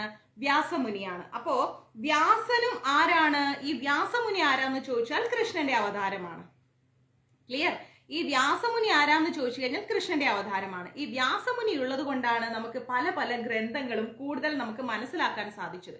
കാരണം അത്രയും സിമ്പിളായിട്ട് നമുക്ക് ഗ്രന്ഥങ്ങൾ പഠിപ്പിച്ചു തന്നതും എഴുതി തന്നതും മനസ്സിലാക്കാനുള്ള ഒരു അവസരം ഉണ്ടാക്കി തന്നതും വ്യാസമുനിയാണ്. ഈ വ്യാസമുനി ആരാന്ന് ചോദിച്ചാൽ ഭഗവാന്റെ വിസ്തരണമാണ്. ക്ലിയർ? അദ്ദേഹം ഭഗവാന്റെ ഭഗവത് പ്രതിനിധിയാണ് ഈ വ്യാസമുനി എന്ന് നമ്മൾ മനസ്സിലാക്കണം. ഏത് വിഷയത്തെക്കുറിച്ചും അഗാധമായി ചിന്തിച്ചറിയാൻ കഴിവുള്ള വ്യക്തികളെയാണ് നമ്മൾ കവികൾ എന്ന് പറയുന്നത്. ഏതൊരു വിഷയം എടുത്താലും നല്ല ഡീപ്പായിട്ട് അതേക്കുറിച്ച് അറിയാൻ സാധിക്കുന്നവരെ നമ്മൾ കവികൾ എന്ന് പറയും, അല്ലെ? അവരില് അസുരന്മാരുടെ ഗുരു ആരാണ്? ഉഷനസ്. അസുരന്മാരുടെ ഗുരുയുടെ പേരാണ് ഉഷനസ്. എത്ര പേർക്ക് അറിയാം അത്? അസുരന്മാരുടെ ഗുരുവിന്റെ പേര് ഉഷനസ് എന്നാണെന്ന്. അദ്ദേഹത്തിന് വേറൊരു പേരുണ്ട്, ഉഷനസിന് വേറൊരു പേരുണ്ട്. എന്താ അത്? അറിയാവോ ആർക്കേലും? ഉഷനസിന് വേറൊരു പേരുണ്ട്. അദ്ദേഹം അസുരന്മാരുടെ ഗുരുവാണ്. എന്താ പേര് ഉഷനസിന്റെ മറ്റൊരു പേര്? അസുരന്മാരുടെ ഗുരുവിന്റെ പേരെന്താ?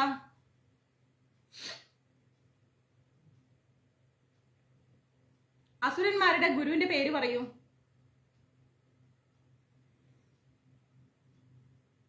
5 വർഷമായി ക്ലാസ് എടുക്കണം, എന്നിട്ടും ആരബിന്ദമ്മേ അസുരന്മാരുടെ ഗുരുവിന്റെ പേരെന്താ? ഈ ഇഡലി ഉണ്ടാക്കുമ്പോഴും ചപ്പാത്തി ഉണ്ടാക്കുമ്പോഴും ഇങ്ങനെ കഥ ചോദിച്ചിട്ട് ഞാൻ പറഞ്ഞു തന്നിട്ട് ഇപ്പൊ പിന്നെയും ചോദിക്കുമ്പോ എങ്ങനെ ഇരുന്ന എന്താ കഥ?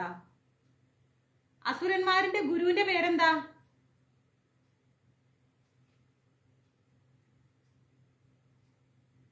ശുക്രാചാര്യർ. റസൂൽ PV. ഹരേ കൃഷ്ണ. ശുക്രാചാര്യർ. അദ്ദേഹത്തിന്റെ മറ്റൊരു പേരാണ് ഉഷനസ്. ഓക്കെ, അപ്പൊ ഏറ്റവും ബുദ്ധിശാലിയും ദൂരദർശിയുമായിരിക്കുന്ന രാജ്യതന്ത്രജ്ഞനായിരുന്നു ഈ അസുരന്മാരുടെ ഗുരുവായിരിക്കുന്ന ഉഷനസ് അഥവാ ശുക്രാചാര്യൻ. അങ്ങനെ ശുക്രാചാര്യൻ ഭഗവത് ദൈശ്വര്യത്തിന്റെ മറ്റൊരു പ്രതിനിധിയാണ്. ഭഗവാന്റെ തന്നെ മറ്റൊരു പ്രതിനിധിയാണ് ഈ പറയുന്ന ശുക്രാചാര്യൻ. ബൃഹസ്പതി അല്ലപ്പ, ശുക്രാചാര്യർ. ഓക്കെ, അപ്പൊ ഈ ശുക്രാചാര്യർ പോലും ഭഗവാന്റെ ഒരു പ്രതിനിധിയാണെന്ന് നമ്മൾ മനസ്സിലാക്കണം. ശുക്രനല്ല, ശുക്രാചാര്യർ. മനസ്സിലായോ? ഇനി 38ാമത്തെ ശ്ലോകത്തിലേക്ക് പോകുന്നു. ദണ്ഡോ ദമയഥാസ്മി നീതിരസ്മി ജിഗീഷതാം മൗനം ചൈവാസ്മി ഗുഹ്യാനാം ജ്ഞാനം ജ്ഞാനവധാമഹം എന്ന് പറയുന്നു. എന്ന് വെച്ചാല് നിയമരാഹിത്യങ്ങളെ അടിച്ചമർത്തുന്ന പദ്ധതികളിൽ, അതായത് ധർമ്മം, സത്യം, നീതി, ന്യായം, നിയമം, ഇതൊക്കെ അടിച്ചമർത്തുന്ന കുറെ കാര്യങ്ങൾ സമൂഹത്തിൽ നടക്കുന്നുണ്ട്. അതായത് ദണ്ഡം, ശിക്ഷ. അപ്പൊ അതിലൊക്കെ വിജയം ആഗ്രഹിക്കുന്നവരെ, ഇപ്പൊ നമ്മളൊരു നീതിന്യായ വകുപ്പിലൊക്കെയാണ് നമ്മൾ പോകുന്നത്. എന്നാല് ഇന്നൊക്കെ എത്രയാടേ ID? റസൂൽ നോം തന്നെയാണ് മാതാജി പാർത്ഥസാരഥി. കൊള്ളാലോ.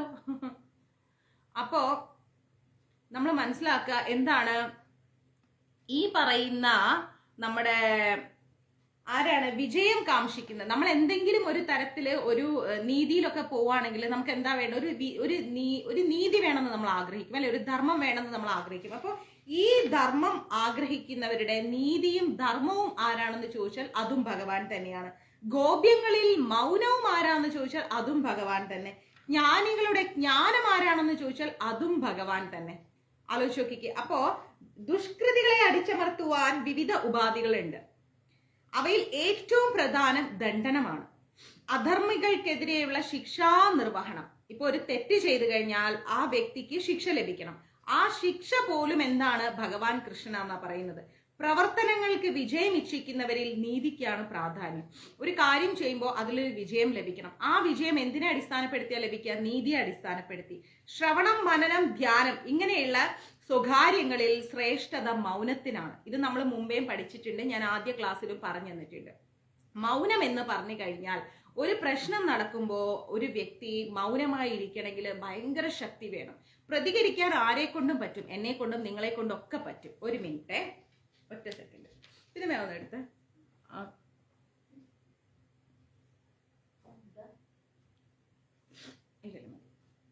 അപ്പോ കുഴപ്പമില്ല. നമുക്ക് ഒരു പ്രശ്നം വരുമ്പോൾ ആ പ്രശ്നത്തെ നമുക്ക് സോൾവ് ചെയ്യണമെങ്കിൽ ഏറ്റവും ബെസ്റ്റ് ആയിട്ട് നമ്മൾ വിചാരിക്കേണ്ടത് എന്താണ്? മൗനമായിരിക്കണം എന്നുള്ളതാണ്. നമ്മുടെ ഭാഗത്ത് തെറ്റുണ്ടെങ്കിലും തെറ്റില്ലെങ്കിലും നമ്മൾ എന്ത് ചെയ്യണം? ഒരു പരിധി വരെ മൗനമായിരിക്കുക. ഈ മൗനമായിട്ട് ഇരിക്കാൻ നമുക്ക് ഭയങ്കര ശക്തി വേണം, നല്ല കാലിബർ വേണം. പ്രതികരിക്കാൻ നമുക്കൊരു സെക്കൻഡ് പോലും ആവില്ല. പക്ഷെ പ്രതികരണം കൊണ്ട് നമുക്ക് പലതും നേടാൻ സാധിക്കില്ല. അതാണ് നമ്മൾ തിരിച്ചറിയേണ്ടത്. അപ്പോ അതായത് ഏറ്റവും പ്രാധാന്യമായിരിക്കുന്നത് ശ്രവണം, മനനം, ധ്യാനം എന്ന കാര്യത്തില് ഏറ്റവും പ്രാധാന്യം, ശ്രേഷ്ഠത മൗനത്തിനാണ്.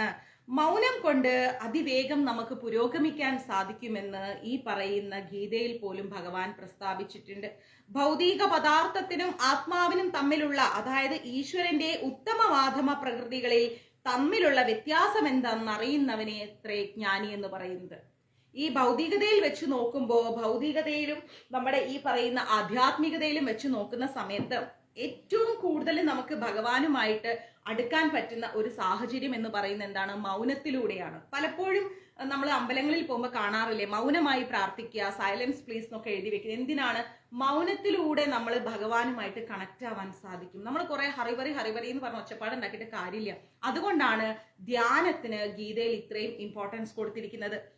അങ്ങനെ ഭഗവാൻ എന്താണ് എന്ന് നമ്മൾ മനസ്സിലാക്കുമ്പോ ഭൗതിക പദാർത്ഥത്തിനും ആത്മാവിനും തമ്മിലുള്ള, അതായത് ഈശ്വരന്റെ ഉത്തമമായിരിക്കുന്ന പ്രകൃതികൾ തമ്മിലുള്ള വ്യത്യാസം എന്തെന്ന് അറിയുന്നവൻ ജ്ഞാനി അത്രയെന്ന് പറയുന്നു. ആ ജ്ഞാനം എന്താണെന്ന് ചോദിച്ചാൽ അത് ഭഗവാൻ കൃഷ്ണൻ തന്നെയാണ്. മനസ്സിലായില്ലേ? ആ ജ്ഞാനം എന്താണെന്ന് ചോദിച്ചു കഴിഞ്ഞാൽ അത് ഭഗവാൻ കൃഷ്ണനാണ്. ആ ജ്ഞാനമാണ് നമുക്ക് ഭഗവാനിൽ നിന്ന് വേണ്ടത്. അതും നമ്മൾ തിരിച്ചറിയാം. ക്ലിയർ? ഇനി 39ാമത്തെ ശ്ലോകമാണ്. യച്ഛാവി സർവഭൂതാനാം ബീജം തദഹമർജുന ന തസ്തതി വിനാ യസ്മ്യാനാസ്മാ ഭൂതം ചരാചരം എന്ന് പറയുന്നു. എന്ന് വെച്ചാൽ, അല്ലയോ അർജുന, ഭഗവാൻ പറയുന്നു, അല്ലയോ അർജുന, സർവഭൂതങ്ങളുടെയും ആദി ബീജമാണ് ഞാൻ. എല്ലാം ഉണ്ടായിരിക്കുന്നത് ഭഗവാനിൽ നിന്നാണ്. അതെ, സാഹചര്യം അശാന്തിയാണെങ്കിൽ നമ്മൾ മൗനം തുടർന്നേ പറ്റൂ. വയലൻസിലേക്ക് പോകരുത്. അതുകൊണ്ടാണ് നമ്മൾ മഞ്ജരീസിൽ എപ്പോഴും പറയുന്നത് നമുക്ക് സൈലൻസ് മതി, വയലൻസ് വേണ്ട എന്ന് പറയുന്നത്. അപ്പൊ ഇവിടെ പറയുന്നു ഭഗവാൻ, അല്ലയോ അർജുന, സർവഭൂതങ്ങളുടെയും ആദി ബീജമാണ് ഞാൻ. അതായത് എല്ലാം തുടക്കവും ഭഗവാനിൽ നിന്നാണ് എന്ന് മനസ്സിലാക്കുക. എന്നെ കൂടാതെ ചരാചരങ്ങളിലൊന്നും നിലനിൽക്കാൻ കഴിയില്ല. നമുക്ക് ആർക്കും ഭഗവാൻ ഇല്ലാതെ നിലനിൽക്കാൻ പറ്റില്ല എന്ന് നമ്മൾ തിരിച്ചറിഞ്ഞേ പറ്റൂ. ഏതൊന്നിനുമുണ്ട് ഒരു കാരണം, അല്ലെ? എന്തൊരു കാര്യത്തിനും ഒരു കാരണമുണ്ട്. ആ കാരണം ആവിർഭാവത്തിന്റെ ബീജമാണ്. എന്തൊന്ന് ജന്മം എടുക്കുകയാണെങ്കിലും ഒന്ന് അവസാനിക്കുകയാണെങ്കിലും അതിനൊരു കാരണമുണ്ട്. ആ കാരണം എന്ന് പറയുന്നത് തുടക്കത്തിന്റെ ബീജമാണ്. ആ ബീജം എവിടെ നിന്നുണ്ടാവുന്നു ചോദിച്ചാൽ ഭഗവാൻ കൃഷ്ണനിൽ നിന്നുണ്ടാകുന്നു. ആ ബീജമാണ് കൃഷ്ണൻ എന്ന് നമ്മൾ മനസ്സിലാക്കുക. കൃഷ്ണന്റെ ശക്തി ഇല്ലെങ്കിൽ മറ്റൊന്നിനും നിലനിൽപ്പില്ല. ഈ ലോകത്തിൽ ഒന്നിനും കൃഷ്ണന്റെ ശക്തി ഇല്ലെങ്കിൽ പിന്നെ നിലനിൽക്കാൻ കഴിയില്ല. കൃഷ്ണൻ ഉണ്ടെങ്കിൽ മാത്രമേ നമുക്ക് നിലനിൽക്കാൻ പറ്റൂ. ചില ആളുകൾ പറയുന്നേക്കാം, ഓ ഞാൻ അത്രയും കഷ്ടപ്പെട്ട് എന്റെ മിടുക്ക് കൊണ്ടാണ് അത് ശരിയായത്, ഞാൻ അത്രയും ഓടിയിട്ട്. Never ever. കാരണം എന്താ? ഭഗവാന്റെ ആ ഒരു അനുഗ്രഹം, കൃപാ കടാക്ഷം, കാരുണ്യം ഉള്ളത് കൊണ്ട് മാത്രമാണ് നമുക്ക് ഇതെല്ലാം ചെയ്യാൻ സാധിച്ചത്. അല്ലെങ്കിൽ ഇതൊന്നും നമുക്ക് ചെയ്യാൻ സാധിക്കില്ല എന്ന് മനസ്സിലാക്കുക. അപ്പൊ അതുകൊണ്ട് കൃഷ്ണന്റെ ശക്തി ഇല്ലെങ്കിൽ ഒന്നിനും നിലനിൽപ്പില്ല എന്ന് ഗീതയിൽ തന്നെ പറയുന്നുണ്ട്. അതുകൊണ്ടാണ് അദ്ദേഹത്തെ സർവശക്തൻ എന്ന് പറയുന്നത്. എല്ലാത്തിലും വെച്ച് ശക്തിയായിരിക്കുന്നത് ഭഗവാൻ കൃഷ്ണനാണ്. അപ്പൊ അദ്ദേഹം ആരാണ്? The supreme Lord. കൃഷ്ണനാണ് പരമ ദിവ്യോത്തമ പുരുഷൻ. കൃഷ്ണശക്തിയിൽ അടിയുറച്ചു നിൽക്കാത്തത് എന്തും മായയായിട്ടെന്ന് അറിയപ്പെടുന്നു. ഈ മായയും എന്താന്ന് വെച്ചാൽ ഭഗവാനാണ്. പക്ഷെ കൃഷ്ണന്റെ ശക്തിയിൽ അടിയുറച്ചു നിൽക്കുകയാണെങ്കിൽ മാത്രമേ അത് കൃഷ്ണാവബോധം എന്ന് പറയും, കൃഷ്ണ കോൺഷ്യസ്നസ് എന്ന് പറയും. അല്ലെങ്കിൽ പിന്നെ അത് മായയാണ്. മായ എന്ന് പറഞ്ഞാൽ എന്താണ്? മിഥ്യയാണ്. നമുക്ക് ഒരിക്കലും എന്താ പറയാ, നമുക്ക് ഉൾക്കൊള്ളാൻ കഴിയില്ല മായ, അല്ലെ? മായ എന്ന് പറഞ്ഞു കഴിഞ്ഞാൽ നമുക്ക് ഒന്നിനും അടിസ്ഥാനപരമായ ഒരു ഉറപ്പില്ലാത്തത്. അപ്പൊ ഇല്ലാത്തതെന്തോ അത് എന്നർത്ഥം. നമ്മൾ വിചാരിക്കും അത് അങ്ങനെ അതിങ്ങനെ, ഒരു ഇമാജിനേഷൻ വേൾഡ്, അതാണ് മായ എന്ന് പറയുന്നത്. മായ നമുക്ക് വേണ്ട. നമുക്ക് വേണ്ടത് എന്താണ്? കൃഷ്ണയാണ്. കൃഷ്ണ വേണം എന്നാണെങ്കിൽ ചാൻഡിങ് വേണം. ചാൻഡിങ് ഉണ്ടാകുമ്പോൾ മനസ്സ് ഏകാഗ്രമാവും. മനസ്സ് ഏകാഗ്രമാവുമ്പോൾ നമുക്ക് എന്തായി? ഭഗവാനുമായിട്ട് കൂടുതൽ കൂടുതൽ നമുക്ക് അടുക്കാൻ സാധിക്കും. അങ്ങനെ അടുത്ത് വരുമ്പോൾ നമ്മൾ എന്തായി? ഈ ലോകത്ത് നിന്നും പോകുമ്പോൾ അത് ഭഗവാന്റെ ലോകത്തിലേക്കുള്ള ഒരു പെർമനന്റ് യാത്രയായി. അല്ലെങ്കിൽ ജനന മരണങ്ങളുടെ ആ ഒരു ചക്രത്തിൽപ്പെട്ട് വീണ്ടും വീണ്ടും ഈ ഭൗതിക ലോകത്ത് നമ്മൾ ഇങ്ങനെ കറങ്ങിക്കൊണ്ടേയിരിക്കും. കാലം വളരെയധികം ദുരിതപൂർണമായിരിക്കുന്ന അവസ്ഥയിലേക്ക് പോകുമ്പോ, കലിയുഗം ശക്തി പ്രാപിക്കുമ്പോ നമ്മൾ കലിയുഗത്തിന്റെ എല്ലാ ദുരിതങ്ങളും അനുഭവിക്കാൻ വിധിക്കപ്പെട്ടു പോകും. അത് വേണ്ട, അല്ലെ? നമുക്ക് എങ്ങനെയെങ്കിലും ഗുരുവായൂരപ്പന്റെ അടുത്ത് എത്തിക്കിട്ടിയാൽ മതി, ഭഗവാനെ അങ്ങ് ചേർത്ത് പിടിച്ചാൽ മതി. അതിനുവേണ്ടിയാണ് ഈ ജന്മം ഇത്രയും നമ്മൾ കഷ്ടപ്പെട്ട് തപസ് അനുഷ്ഠിക്കുന്നത്, അല്ലെ? തപസ് എന്ന് പറയുമ്പോൾ കാട്ടിനുള്ളിൽ പോയിട്ട് മരവുരി എടുത്തോണ്ടിരിക്കുന്നത് മാത്രമല്ല, മനസ്സും ഒരു തപസ്സായിട്ട് നമുക്ക് മാറ്റാൻ പറ്റും. ഓക്കെ, ഇനി 40ാമത്തെ ശ്ലോകത്തിലേക്ക് പോകുന്നു. നാം തോസ്മി മമ ദിവ്യാനാം വിഭൂതിനാം പരം തപ ഏഷ ദേശത പ്രോക്തോ വിദ്ഭൂർ വിസ്മദോ മഹ എന്ന് പറയുന്നുണ്ട്, മയ എന്ന് പറയുന്നുണ്ട്. എന്ന് വെച്ചാൽ ശത്രുക്കളെ ജയിക്കുന്നവനെ, എന്റെ ദിവ്യ വിഭൂതികൾക്ക് അവസാനമില്ല. ഞാൻ പറഞ്ഞതാകട്ടെ എന്റെ അനന്തമായ വിഭൂതികളുടെ ഒരു സൂചന മാത്രമാണ്. നമ്മള് ഇപ്പോ ഇത്ര ജസ്റ്റ് അല്ലേ നമ്മൾ പഠിച്ചിട്ടുള്ളൂ, കുറച്ചല്ലേ നമ്മൾ പഠിച്ചിട്ടുള്ളൂ ഭഗവാനെ കുറിച്ച്. ഒരു 1% എന്ന് പോലും പറയാൻ പറ്റില്ല, ഒരു മൈക്രോ അത്രയും നമ്മൾ പഠിച്ചിട്ടുള്ളൂ. ഇത്രയും പഠിക്കുമ്പോൾ തന്നെ നമ്മൾ വിചാരിക്കുന്നു അയ്യോ ഇത് എത്രത്തോളം ഉണ്ടെന്ന് നമ്മൾ ചിന്തിക്കുന്നു, ഒരുപാട് ഉണ്ടെന്ന് ചിന്തിക്കുന്നു. അപ്പോൾ മുഴുവനായിട്ട് കേൾക്കാൻ നമുക്ക് എത്ര കോടി ജന്മം എടുത്താലും സാധിക്കില്ല. അപ്പൊ ഇവിടെ ഭഗവാൻ എന്താ പറയുന്നത്? ശത്രുക്കളെ ജയിക്കുന്നവനെ. ആരാണ്? ഭഗവാൻ തന്നെയാണ്. എന്റെ ദിവ്യ വിഭൂതികൾക്ക് അവസാനമില്ല. ഭഗവാൻ ഇങ്ങനെ ഭഗവാന്റെ വിഭൂതികൾ വർണ്ണിച്ചു കഴിഞ്ഞാൽ, അല്ലെങ്കിൽ നമുക്ക് അറിയാൻ സാധിക്കാനുള്ള ഒരു അവസരം വന്നു കഴിഞ്ഞാൽ അത് അനന്തമാണ്. ഒരിക്കലും ഭഗവാന്റെ വിഭൂതികൾക്ക് ഒരു അവസാനമില്ല. എന്റെ അനന്തമായ വിഭൂതികളുടെ ഒരു സൂചന മാത്രമാണ് നമ്മൾ ഇവിടെ കേട്ടിരിക്കുന്നത്. വിഭൂതി യോഗത്തില് ഒരു സൂചന മാത്രമാണ് നമ്മളിപ്പോ മനസ്സിലാക്കിയിരിക്കുന്നത്. അനേകം വിഭൂതികളുണ്ട്, അത് നമുക്ക് മൊത്തത്തിൽ പഠിക്കാൻ കഴിയില്ല. വൈദിക സാഹിത്യങ്ങൾ പറയുന്നത് പോലെ ഭഗവാന്റെ വിഭൂതികളും ശക്തിവിശേഷങ്ങളും നാനാപ്രകാരത്തിൽ അറിയപ്പെടുന്നുവെങ്കിലും അവ എണ്ണിയാൽ തീരാത്തതാണ്. എത്രത്തോളം വിഭൂതികൾ ഭഗവാൻ ഉണ്ടെന്നറിയാം. ഇതൊന്നും നമുക്ക് മനസ്സിലാക്കാൻ കഴിയാത്തതിനേക്കാൾ കൂടുതലാണ്. അത്രത്തോളം ഉണ്ട് ഭഗവാന്റെ വിഭൂതികള്. അപ്പൊ തന്മൂലം എല്ലാ വിഭൂതികളും ശക്തികളും വിവരിക്കപ്പെടുന്നില്ല. നമുക്ക് എല്ലാ വിഭൂതികളെ കുറിച്ചും ശക്തികളെ കുറിച്ചും ഇവിടെ എക്സ്പ്ലെയിൻ ചെയ്ത് പഠിക്കാൻ കഴിയില്ല. അർജുനന്റെ ജിജ്ഞാസ ശമിപ്പിക്കാൻ വേണ്ടി ചിലത് ഇവിടെ ചൂണ്ടിക്കാണിക്കുന്നു. അർജുനൻ എന്താ ചിന്തിക്കുന്നത്? കുറച്ചൊക്കെ ഭഗവാനെ കുറിച്ച് അറിയണമെന്ന് ചിന്തിക്കുന്നു. അദ്ദേഹത്തെ പൂർണ്ണമായി അറിയാൻ ആരെ കൊണ്ടും സാധിക്കില്ല. അപ്പൊ ഈ കുറച്ചൊക്കെ അറിയണം എന്ന ചിന്തയിൽ നിന്ന് അർജുനൻ ആഗ്രഹിക്കുന്നത് എന്താണ്? നമുക്കും കുറെയൊക്കെ പഠിക്കണം, നമ്മളെ പോലെയുള്ള സാധാരണ ജനങ്ങൾക്കും കൂടുതൽ കൂടുതൽ ഭഗവാനെ കുറിച്ച് അറിയണം എന്ന ആഗ്രഹത്തോടു കൂടി ഈ ധനഞ്ജയൻ, അർജുനൻ, പാർത്ഥൻ ആരോട് ചോദിക്കുന്നു? ഭഗവാനോട് ചോദിക്കുന്നു. അപ്പൊ ഭഗവാൻ പറഞ്ഞു കൊടുക്കുന്ന ദിവ്യ വിഭൂതികൾ എന്ന് പറയുന്നത് ഒരു സൂചന മാത്രമാണ്. ഈ ഒരു അധ്യായം ഇത്രയും സംഭവമാണെന്ന് നമ്മൾ ചിന്തിക്കുന്നു. ഇത് വളരെ ചെറുതാണ്, ഒരു 1% പോലും ഇല്ല, മൈക്രോ ആണ്. അപ്പൊ ഭഗവാന്റെ വിഭൂതികളെ കുറിച്ചൊന്ന് ആലോചിച്ച് നോക്കിക്കേ. അനന്തമായിരിക്കുന്നതാണ്. നമുക്കൊന്നും ചെയ്യാനും പറയാനും ചിന്തിക്കാനും പറ്റുന്നതിന്റെ മേലെയാണ് ഭഗവാന്റെ വിഭൂതി എന്ന് പറയുന്നത്. ക്ലിയർ? ഇനി 41ാമത്തെ ശ്ലോകത്തിലേക്ക് പോകുന്നു. യത് യത് വിഭൂതി മത്സത്വം ശ്രീമദുർജിതമേവ തത്തത് ഏവാവഗജ ത്വം മമ തേജോഷം സംഭവം എന്ന് പറയുന്നു. എന്ന് വെച്ചാല് വിഭൂതിമത്തും സുന്ദരവും തേജസ്സുറ്റതുമായിരിക്കുന്ന ഏതൊരു സൃഷ്ടിയും, ഭഗവാന്റെ ഏതൊരു തേജസ് ഉള്ളതും ഇല്ലാത്തതുമായിരിക്കുന്ന സൃഷ്ടി നോക്കിയാലും എന്റെ തേജസിന്റെ ഒരു കണികയിൽ നിന്ന് അത് ഉത്ഭവിച്ചതാണ്.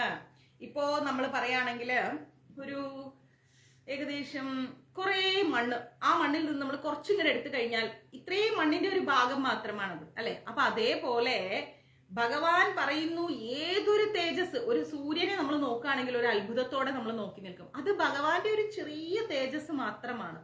മനസ്സിലായില്ലേ? സൂര്യൻ എന്ന് പറ, അതിനേക്കാൾ കോടാനുകോടി തേജസ്സാണ് ഭഗവാൻ. ഭഗവാന്റെ തേജസ്സിന്റെ ഒരു അംശം മാത്രമാണ് ഈ സൂര്യൻ എന്ന് പറയുന്നത്. ഇപ്പൊ സമുദ്രം നോക്കുകയാണെങ്കിൽ നമ്മൾ പറയും, അയ്യോ എന്തൊരു അനന്തമാണ് സമുദ്രം എന്ന് പറയും, വലുതാണ് എന്ന് പറയും അല്ലെ. പക്ഷെ ഈ സമുദ്രം എന്ന് പറയുന്നത് ഭഗവാന്റെ ശരീരത്തിന്റെ ഒരു വേർപ്പ് തുള്ളി മാത്രമാണ്. ആലോചിച്ച് നോക്കണം, അദ്ദേഹത്തിന്റെ ശരീരത്തിലെ ഒരു വേർപ്പ് തുള്ളി മാത്രമാണ് ഈ സമുദ്രം എന്ന് പറയുന്നത്. ആ സമുദ്രം നമുക്ക് ഇത്രയും വലുതായി തോന്നുന്നുണ്ടെങ്കിൽ അദ്ദേഹം എത്രത്തോളം വലുതായിരിക്കും? ആലോചിച്ച് നോക്കണം. അപ്പോ ആധ്യാത്മിക ലോകത്തിലായാലും ഭൗതിക ലോകത്തിലായാലും ശരി, എവിടെയാണ് ഭഗവാന്റെ ലോകത്തായാലും ഇവിടെയാണെങ്കിലും ശരി, തേജസ്സുറ്റതും സുന്ദരവും ഐശ്വര്യപൂർണവുമായിട്ടുള്ളത് എന്തും ഭഗവത് വിഭൂതിയുടെ ഒരു ആവിഷ്കാരമാണ്. ഭംഗിയുള്ളത്, നമ്മൾ നല്ല ഭംഗിയുള്ള സ്ഥലം കണ്ടു കഴിഞ്ഞാൽ ഓ എന്തൊരു ഭംഗിയാണെന്നൊന്നും അറിയോ, അയ്യോ ഭയങ്കര ബ്യൂട്ടിഫുൾ ആണെന്ന് പറയും. പക്ഷെ ആ ഒരു സൗന്ദര്യം എന്ന് പറയുന്നത് ഭഗവാന്റെ ഒരു ചെറിയൊരു കണിക മാത്രമാണ്. എത്രയോ അനന്തമായിരിക്കുന്ന ഭഗവാന്റെ സൗന്ദര്യം എന്ന് പറയുന്നത്, അദ്ദേഹത്തിന്റെ സൗന്ദര്യത്തിന്റെ ഒരു കുഞ്ഞു ഭാഗമാണ് നമ്മുടെ കണ്ണിന് അത്രയും കുളിർമ നൽകുന്നത്. അപ്പോ അസാമാന്യമായ വിധത്തിലുള്ള ഐശ്വര്യമായത് എന്തോ കൃഷ്ണന്റെ വിഭൂതിക്ക് പ്രാതിനിധ്യം വഹിക്കുന്നു എന്ന് പറയുന്നുണ്ട്. അതായത് നമ്മൾക്ക് വിവരിക്കാനോ മനസ്സിലാക്കാനോ പറ്റാത്തത്രയും സൗന്ദര്യവും തേജസ്സും അത്രയും മനോഹാരിതയും നിറഞ്ഞ ആ ഭഗവാനെ നമ്മൾ എങ്ങനെ ഉൾക്കൊള്ളണം, ഏത് രീതിയിൽ ഭഗവാനുമായിട്ട് അടുക്കണമെന്ന് സ്വമേധയാ നമ്മൾ ചിന്തിക്കുക. ബുദ്ധിയോടുകൂടി നമ്മൾ എന്ത് ചെയ്യുക, നമ്മൾ ചിന്തിക്കുക. ബുദ്ധി, മനസ്സ്, അഹങ്കാരം, ഇത് നമ്മൾ ഗീതയിൽ പഠിക്കുന്ന 5 കാര്യങ്ങൾ എന്താന്ന് ചോദിച്ചപ്പോൾ ഞാൻ ആദ്യം സ്റ്റാർട്ടിങ് ഞാൻ പഠിപ്പിച്ചിട്ടുണ്ടായിരുന്നു. അപ്പൊ ഈ 5 കാര്യങ്ങളിലൂടെ നമ്മൾ മനസ്സിലാക്കുക ഭഗവാൻ എന്താണ്, ഭഗവാന്റെ ശക്തി എന്താണ്, അദ്ദേഹത്തിന്റെ സൗന്ദര്യം എന്താണ്, അദ്ദേഹത്തിന്റെ ജ്ഞാനം എന്താണ്, അദ്ദേഹം എന്താണ് എന്ന് ചിന്തിക്കുക. നമ്മൾ പറയുന്ന 3 വാക്കിൽ ഒതുങ്ങുന്നതല്ല കൃഷ്ണ, ഗുരുവായൂരപ്പ എന്ന് പറയുന്നതല്ല ഭഗവാൻ.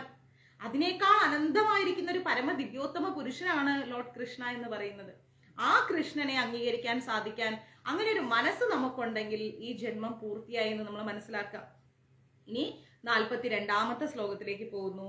അഥവാ ബഹുനേതേന കിം ജ്ഞാനതേന അഥവാ അർജുന വിഷ്ടാഹമിതം കൃത്സനാമേഘാംശേന സ്ഥിതോ ജഗത് എന്ന് പറയുന്നു. എന്ന് വെച്ച് കഴിഞ്ഞാല്, അല്ലെങ്കിൽ അർജുന ഇനിയും കുറച്ചുകൂടി വിശദമായിട്ട് ഇതെല്ലാം അറിഞ്ഞിട്ട് എന്ത് വേണം? എന്റെ ചെറിയൊരു അംശം മാത്രമാണ് ഈ മഹാപ്രപഞ്ചത്തില് വ്യാപിച്ച് അതിനെ നിലനിർത്തുന്നത്. ഭഗവാൻ തന്നെ പറയുന്നു, അർജുന ഇതൊക്കെ ഇനിയും വിശദമായിട്ട് അറിഞ്ഞിട്ട് എന്ത് വേണം, അറിഞ്ഞിട്ട് എന്ത് വേണം? എന്റെ ഒരു ചെറിയ അംശമാണ് നീ ഈ ഭൗതിക മണ്ഡലത്തിൽ, ഈ ഭൂമിയിൽ കാണുന്ന ഈ പ്രപഞ്ചത്തിൽ മുഴുവൻ വ്യാപിച്ചു നിർത്തിയിട്ട്, അതായത് നമ്മൾ പറയല്ലേ സൂര്യഗോളം, നക്ഷത്രങ്ങള്, വെള്ളം, കാറ്റ്, ഇതൊക്കെ എന്റെ ചെറിയ ചെറിയ അംശങ്ങളാണ് അർജുന. ഈ ഒരു ചെറിയ ചെറിയ അംശങ്ങളിൽ നിന്നാണ് രാത്രിയും പകലും, ഇരുട്ടും വെളിച്ചവും, ചൂടും തണുപ്പും എല്ലാം ഉണ്ടാവുന്നത്. ഈ പ്രപഞ്ചത്തെ നിലനിർത്തുന്നതും ഭഗവാന്റെ ചെറിയൊരു അംശം മാത്രമാണ്. ഈ ഭൗതിക ലോകത്തിന്റെ എല്ലാത്തിന്റെയും ഉള്ളിലെ പ്രവേശിക്കുന്ന ആ പരമാത്മാവായിരിക്കുന്ന പരമപുരുഷനെ പ്രതിനിധീകരിക്കുന്നു. എല്ലാത്തിന്റെ ഉള്ളിലും, എന്റെ ഉള്ളിലും നിങ്ങളുടെ ഉള്ളിലും എല്ലാം ആരാണ്? പരമ ദിവ്യോത്തമ പുരുഷനായിരിക്കുന്ന കൃഷ്ണൻ പ്രവേശിക്കുന്നുണ്ട്. ജീവാത്മാവായിരിക്കുന്ന നമ്മള് ഒരു ശരീരം സ്വീകരിച്ചാല് ഈ ജീവാത്മാവ് മാത്രം ഉണ്ടെങ്കിൽ നമുക്ക് മുന്നോട്ട് പോകാൻ കഴിയില്ല. പിന്നെയോ പരമാത്മാവായിരിക്കുന്ന കൃഷ്ണൻ കൂടി വേണമെന്ന് മനസ്സിലാക്കുക. അപ്പൊ ഈ പരമാത്മാവായിരിക്കുന്ന കൃഷ്ണൻ ഉണ്ടെങ്കിൽ മാത്രമാണ് നമുക്ക് ഈ ലോകത്ത് ജീവനോടുകൂടി നിലനിൽക്കാൻ പറ്റൂ. എപ്രകാരമാണ് എല്ലാം വെവ്വേറെ ഐശ്വര്യത്തോട് നിലനിൽക്കുന്നതെന്ന് മനസ്സിലാക്കുന്നതിൽ യാതൊരർത്ഥവും ഇല്ല. ഇതെങ്ങനെയാ നിലനിൽക്കുന്നത്, അതെങ്ങനെയാ നിലനിൽക്കുന്നത്, ഇങ്ങനെ വേറിട്ട് നമ്മൾ മനസ്സിലാക്കാൻ പോയിട്ട് ഒരു കാര്യവും ഇല്ല. ഭഗവാൻ തന്നെ അർജുനനോട് പറയുന്നുണ്ട്, കൃഷ്ണൻ പരമാത്മ സ്വരൂപിയായി ആ ഒരു ജീവജാലത്തിന്റെ ഉള്ളിൽ കയറി എന്നറിഞ്ഞാൽ അതിന് നിലനിൽക്കാം. ഇപ്പൊ നിങ്ങളുടെ എല്ലാവരുടെയും ഉള്ളിൽ കൃഷ്ണനുണ്ട്, അതുകൊണ്ടാണ് നിങ്ങളെല്ലാം നിലനിൽക്കുന്നത്. എന്റെ ഉള്ളിലും കൃഷ്ണനുണ്ട്, അതുകൊണ്ടാണ് ഞാൻ എന്ന ജീവാത്മാവ് നിലനിൽക്കുന്നത്. കൃഷ്ണൻ ഇല്ല എങ്കിൽ ഒരിക്കലും നമുക്ക് നിലനിൽക്കാൻ കഴിയില്ല. അതൊരു ചെടിയായാലും ഒരു മൃഗമായാലും എന്തായാലും ശരി, ഈ ഭൂമിയിൽ കാണുന്ന എന്തൊരു സൃഷ്ടി നിലനിൽക്കണമെങ്കിലും ജീവാത്മാവും പരമാത്മാവും ഒരുമിച്ച് സംയോജിക്കണം, എങ്കിൽ മാത്രമേ അത് നിലനിൽക്കൂ. ഏറ്റവും വലിയ ജീവസത്യായിരിക്കുന്ന ബ്രഹ്മാവ് മുതൽക്ക് നെയ്യുറുമ്പ് വരെ ഏതൊരു ജീവാത്മാവിനെയും നിലനിർത്തുന്നത് അവരിൽ അന്തർഗതനായിരിക്കുന്ന ഭഗവാൻ തന്നെയാണ്. ഏതൊരു ജീവാത്മാവും ബ്രഹ്മദേവൻ മുതല് അമീബ വരേക്കും നിലനിൽക്കുന്നത് ജീവാത്മാവിനോടൊപ്പം പരമാത്മാവ് കൂടിയായിരിക്കുന്ന കൃഷ്ണനുള്ളത് കൊണ്ടാണ്. അവർക്കൊരിക്കലും ഒറ്റയ്ക്ക് ഭഗവാനിൽ നിന്ന് വേർപെട്ട് നിലനിൽക്കാൻ കഴിയില്ല. ഏതു ദേവനെ ആരാധിച്ചാലും പരമപദത്തിൽ അഥവാ ഭഗവാനിൽ എത്തിച്ചേരാമെന്ന് പ്രചരിപ്പിച്ചുകൊണ്ടേയിരിക്കുന്ന ഒരു പ്രസ്ഥാനമുണ്ട് അല്ലെ. ഏത് ദൈവത്തെ ആചരിച്ചു കഴിഞ്ഞാലും നിങ്ങൾക്ക് പരമപുരുഷനായിരിക്കുന്ന ഭഗവാനിൽ എത്തിച്ചേരാമെന്ന് പറയുന്ന ഒരു പ്രസ്ഥാനമുണ്ട്. ദേവശ്രേഷ്ഠന്മാരായിരിക്കുന്ന ബ്രഹ്മാവിനും ശിവനും കൂടി ഭഗവത് വിഭൂതികളുടെ ചെറിയൊരംശത്തിന്റെ പ്രാധാന്യം മാത്രമേ ഉള്ളൂ. ബ്രഹ്മദേവനായാലും ശരി, മഹാദേവനായാലും ശരി, ഇവർക്കൊക്കെ ഭഗവാന്റെ ചെറിയൊരു അംശം മാത്രമേ ഉള്ളൂ. അതുകൊണ്ട് ഈ ശ്ലോകത്തിൽ ദേവതകളെ മുഴുവനായിട്ട് ആരാധിക്കുന്നത് നിരുത്സാഹപ്പെടുത്തുന്നു. കാരണം എന്താ, ദേവതകളെ മാത്രം ഫോക്കസ് ചെയ്ത് നമ്മൾ മുന്നോട്ട് പോയിട്ട് കാര്യമില്ല. അതൊക്കെ ഭഗവാന്റെ വിഭൂതികൾ മാത്രമാണെന്നുള്ള തിരിച്ചറിവ് ഉണ്ടാവണം. ഭഗവാനാണ് ദ സുപ്രീം ലോർഡ്, അദ്ദേഹമാണ് എല്ലാത്തിലും സ്ഥിതി ചെയ്യുന്നതെന്ന് മനസ്സിലാക്കുക. കൃഷ്ണനാണ് ഏവരുടെയും ഉദ്ഭവസ്ഥാനം. അദ്ദേഹത്തെക്കാൾ ശ്രേഷ്ഠമായിട്ടൊന്നും തന്നെ ഇല്ല. അദ്ദേഹം അസമ്മോർദ്ധനാണ് എന്ന് മനസ്സിലാക്കുക. അവിടത്തേക്കാൾ ശ്രേഷ്ഠനോ ഭഗവാനോട് തുല്യമായിട്ടോ ആരുമില്ല. അത് ബ്രഹ്മദേവനായാലും ശരി, മഹാദേവനായാലും ശരി, അദ്ദേഹത്തെക്കാൾ ശ്രേഷ്ഠനുമല്ല, അദ്ദേഹത്തെ പോലെ തുല്യരുമല്ല. ഇതാണ് പത്മപുരാണത്തിൽ പറയുന്നത്. മനസ്സിലായില്ലേ? 18 പുരാണങ്ങളിൽ, പത്മപുരാണങ്ങളിൽ പറയുന്നു.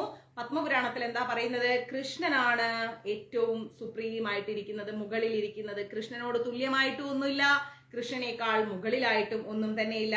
ഭഗവാന്റെ ഇച്ഛയുടെ വിഭൂതികളുടെയും വിസ്തരണത്തിന്റെയും വിവരണം പഠിച്ചാൽ കൃഷ്ണന്റെ സ്ഥാനം എന്തെന്നുള്ളത് നമുക്ക് പൂർണ്ണമായിട്ട് മനസ്സിലാക്കാൻ സാധിക്കും. അദ്ദേഹത്തിലെ ആ കൃഷ്ണ എന്ന നാമത്തിൽ നമ്മുടെ മനസ്സ് ഏകാഗ്രതയോടുകൂടി ഉറപ്പിക്കാൻ കഴിയും. അങ്ങനെ ഭഗവാന്റെ പ്രതിനിധിയും സർവാന്തരാമിയുമായിരിക്കുന്ന, അതായത് എല്ലായിടത്തും സഞ്ചരിച്ചു കൊണ്ടിരിക്കുന്ന പരമാത്മാവിന്റെ രൂപത്തിൽ കൃഷ്ണൻ ഏവരിലും വ്യാപിച്ചു കഴിഞ്ഞു, എല്ലാത്തിലും നിൽക്കുന്നു. അതുകൊണ്ട് വിശുദ്ധ ഭക്തൻ സേവനത്തിനായിട്ട് കൃഷ്ണാവബോധത്തിൽ മനസ്സ് സ്ഥിരീകരിച്ച് എല്ലായ്പ്പോഴും അതീന്ദ്രിയ അവസ്ഥയിൽ ജീവിക്കും.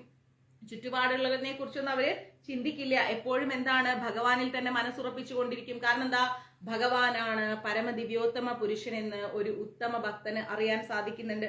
അതീന്ദ്രിയ അവസ്ഥയിലാണ് അവർ ജീവിക്കുന്നത്. കാരണം എന്താ, ഭഗവാന്റെ ലോകത്തിലേക്ക് തിരിച്ചു പോകാനുള്ള ഒരു യാത്രയാണ് എന്റെ ജീവിതം എന്ന ഉത്തമ ബോധ്യം അവർക്കുണ്ടാവും. അപ്പൊ ഈ അധ്യായത്തിലെ 8 മുതൽ 11 വരെയുള്ള ശ്ലോകങ്ങള് ഭഗവാന്റെ ആരാധനയെ കുറിച്ച്, ഭക്തിയുത സേവനത്തെ കുറിച്ചൊക്കെ നമുക്ക് പഠിപ്പിച്ചു തന്നു അല്ലെ? അപ്പൊ അതാണ് ശുദ്ധമായിരിക്കുന്ന ഭക്തിയുത സേവനം. ഭഗവാന്റെ ലോകത്തിലേക്ക് മടങ്ങിപ്പോകാൻ വന്ന ജീവാത്മാക്കളായിരിക്കുന്ന നമ്മൾ എപ്പോഴും ഭഗവാന്റെ കൃപാദങ്ങളെ ആശ്രയിച്ചുകൊണ്ട് ജീവിക്കുന്നു. ഒരിക്കലും നമുക്ക് ഭഗവാൻ ഇല്ലാതെ ജീവിക്കാൻ കഴിയില്ല എന്ന വ്യക്തമായ ബോധം നമ്മൾക്കുള്ളിൽ ഉണ്ടാവണം. ഭഗവാനുമായിട്ട് പരിപൂർണ ഭക്തി, ഒരു പൂർവകമായിരിക്കുന്ന സമ്പർക്കം നമ്മൾ എങ്ങനെയാണ് നേടേണ്ടത്? ഈ അധ്യായത്തിൽ നമ്മളത് പഠിക്കുന്നുണ്ട്. കൃഷ്ണനിൽ നിന്നുള്ള ശിഷ്യ പരമ്പരയിലൂടെ ബലദേവ വിദ്യാഭൂഷൺ എന്ന മഹാ ആചാര്യൻ, ബലദേവ വിദ്യാഭൂഷൺ എന്ന് പറയുന്ന മഹാ ആചാര്യൻ ഈ അധ്യായത്തിലൂടെ നമുക്ക് അദ്ദേഹം അത് പഠിപ്പിക്കുന്നുണ്ട്. എന്താ പറയുന്നത്? യച്ചക്തിലേശ സൂര്യാധ്യാഭവന്ത്യതുഗ്രതേജസ യഥാശനം ധൃതം വിശ്വംസ കൃഷ്ണോ ദശമേർച്ചിത എന്ന് പറയുന്നുണ്ട്. എന്ന് വെച്ചാൽ കൃഷ്ണന്റെ മഹാവിഭൂതിയിൽ നിന്നാണ് സൂര്യദേവന് പോലും ഉഗ്രമായ തേജസ് ലഭിക്കുന്നത്. ഭഗവാന്റെ ആ വിഭൂതിയിൽ നിന്ന്, ആ ശക്തിയിൽ നിന്നാണ് സൂര്യൻ പോലും ഇത്രയും തേജസ്സോടു കൂടിയിരിക്കുന്നത്. അദ്ദേഹത്തിന്റെ ഒരംശം കൊണ്ടാണ് ഈ ലോകം തന്നെ നിലനിൽക്കുന്നത്. അതുകൊണ്ട് ഭഗവാൻ കൃഷ്ണൻ ആരാധ്യനാകുന്നു. നമ്മളെല്ലാവരും ഭഗവാൻ കൃഷ്ണനെ ആരാധിക്കേണ്ടത് അത്യാവശ്യമാണ്. അദ്ദേഹമാണ് നമ്മുടെ എല്ലാം ശക്തി. നമ്മളെ വഴി നടത്തുന്നത് ഭഗവാനാണ്. എല്ലാം നമുക്ക്, ശ്രീധരൻ പ്രഭു, എല്ലാം നമുക്ക് ഭഗവാനാണ് എന്ന ഉത്തമ ബോധ്യം നമ്മൾക്ക് ഉണ്ടാവണം. Okay, clear? വിഭൂതി യോഗം എന്ന ശ്രീമദ് ഭഗവത്ഗീതയുടെ 10-ാം അധ്യായത്തിന്റെ ഭക്തി വേദാന്ത വിശദീകരണം ഇവിടെ സമാപിക്കുന്നു. അപ്പൊ നമുക്ക് 10-ാമത്തെ അധ്യായവും കഴിഞ്ഞു. ഇനി നമുക്ക് എന്താ, എല്ലാവരും കാത്തിരിക്കുന്ന വിശ്വരൂപം എന്ന് പറയുന്ന അധ്യായം. വിശ്വരൂപം എന്താന്ന് പഠിക്കണ്ടേ നമുക്ക്? ഭഗവാൻ അർജുനന് കാണിച്ചു കൊടുത്ത വിശ്വരൂപം നമുക്കൊന്ന് കാണണ്ടേ? വിശ്വരൂപമാണ് 11-ാമത്തെ അധ്യായമാണ്. അധ്യായത്തിൽ ആദ്യം തുടങ്ങുന്നത് എന്താ? അർജുന ഉവാച എന്നാണ് പറയുന്നത്.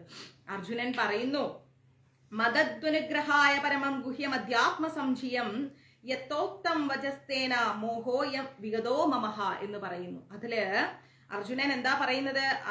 പരമഗുഹ്യമായിരിക്കുന്ന ആധ്യാത്മിക വിഷയങ്ങളെ കുറിച്ച്, അതായത് നമുക്ക് കൂടുതൽ മനസ്സിലാക്കാൻ സാധിക്കാത്ത ആധ്യാത്മികമായിരിക്കുന്ന വിഷയങ്ങളെ കുറിച്ച് അങ്ങ് എനിക്ക് ദയാപൂർവം പറഞ്ഞു തന്ന, ഭഗവാൻ അർജുനന് ദയാപൂർവം, ഭഗവാന് തോന്നിയ ദയ കൊണ്ട് പറഞ്ഞു കൊടുത്തിരിക്കുന്നതായിരിക്കുന്ന ആ ഉപദേശങ്ങൾ എന്താണ്? തീർച്ചയായിട്ടും.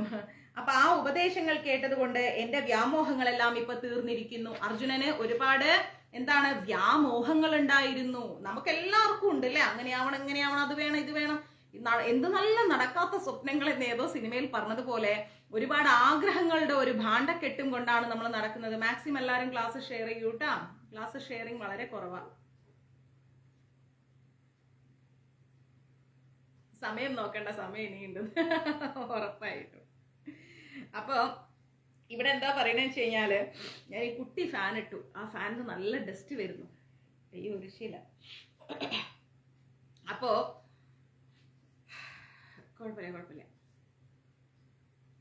സാറില്ല, നിറച്ചും ഡസ്റ്റാണ് ആ ഫാനിൽ. അപ്പൊ ആ ഫാൻ ഇങ്ങനെ കറങ്ങുമ്പോൾ ആ ഡസ്റ്റ് എല്ലാം പറക്കും. ഡസ്റ്റ് പറക്കുമ്പോഴാണ് എനിക്ക് കോൾഡ് വരുന്നത്. പോട്ടെ, സാറില്ല, വിടും. അപ്പൊ ഈ അധ്യായത്തിൽ പറയുന്നു, അർജുനൻ എന്താ പറയുന്നത്? ഒരുപാട് അനുഗ്രഹങ്ങൾ ഭഗവാനിൽ നിന്ന് അർജുനന് കിട്ടി. എങ്ങനെ കിട്ടി? അർജുനന് ഒരുപാട് കാര്യങ്ങൾ പറഞ്ഞു കൊടുക്കാണ് ഭഗവാൻ. അദ്ദേഹത്തിന്റെ കാരുണ്യം കൊണ്ടാണ് അർജുനന് ഇത്രയും കാര്യങ്ങൾ ലഭിച്ചതും അത് മനസ്സിലാക്കാൻ സാധിച്ചതും. ആരുടെ കാരുണ്യമാണ്? ഭഗവാന്റെ കാരുണ്യം കൊണ്ടാണ്. അപ്പൊ ഈ അധ്യായത്തില് കൃഷ്ണൻ സർവ്വ സൃഷ്ടികളുടെയും കാരണത്തിന് കാരണം എന്ന് തുറന്നു കാണിക്കുന്നുണ്ട്, അല്ലെ? ഭൗതിക പ്രപഞ്ചങ്ങളുടെ ആ ഒരു ഉദ്ഭവ സ്ഥാനമായിരിക്കുന്ന, തുടക്ക സ്ഥാനമായിരിക്കുന്ന മഹാവിഷ്ണുവിന്റെയും കാരണഭൂതനത്രേ കൃഷ്ണൻ.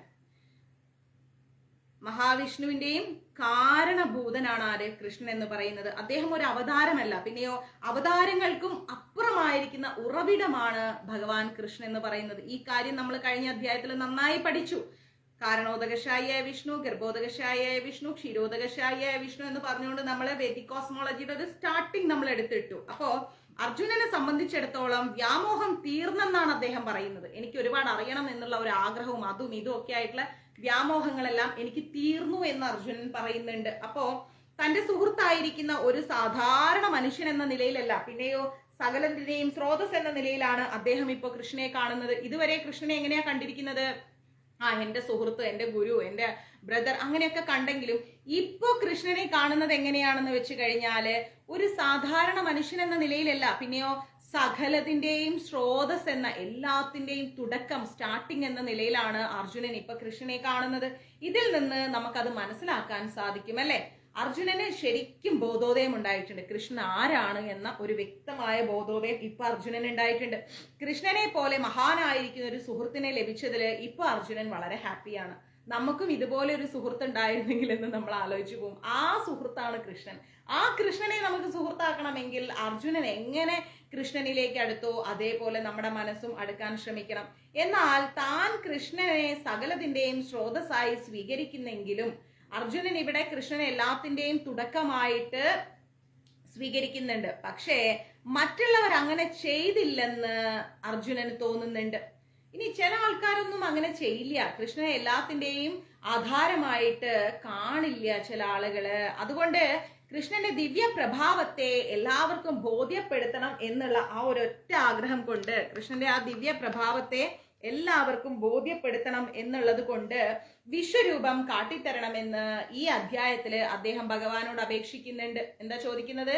വിശ്വരൂപം കാട്ടിത്തരണം, എല്ലാവരും അങ്ങേ അംഗീകരിക്കണം, എല്ലാത്തിന്റെയും തുടക്കമായിട്ട് അങ്ങാണ് എല്ലാത്തിന്റെയും സ്റ്റാർട്ടിങ് എന്ന് ലോകം മുഴുവൻ മനസ്സിലാക്കണം, എല്ലാ ജനങ്ങളും ജീവാത്മാക്കളും അത് തിരിച്ചറിയണം, അതിന് എല്ലാം അങ്ങയിൽ തന്നെയാണ് കുടികൊള്ളുന്നത് എന്ന അർത്ഥം വരുന്ന വിശ്വരൂപം അങ്ങെനിക്ക് കാണിച്ചു തരണം എന്ന് പറയുന്നുണ്ട്.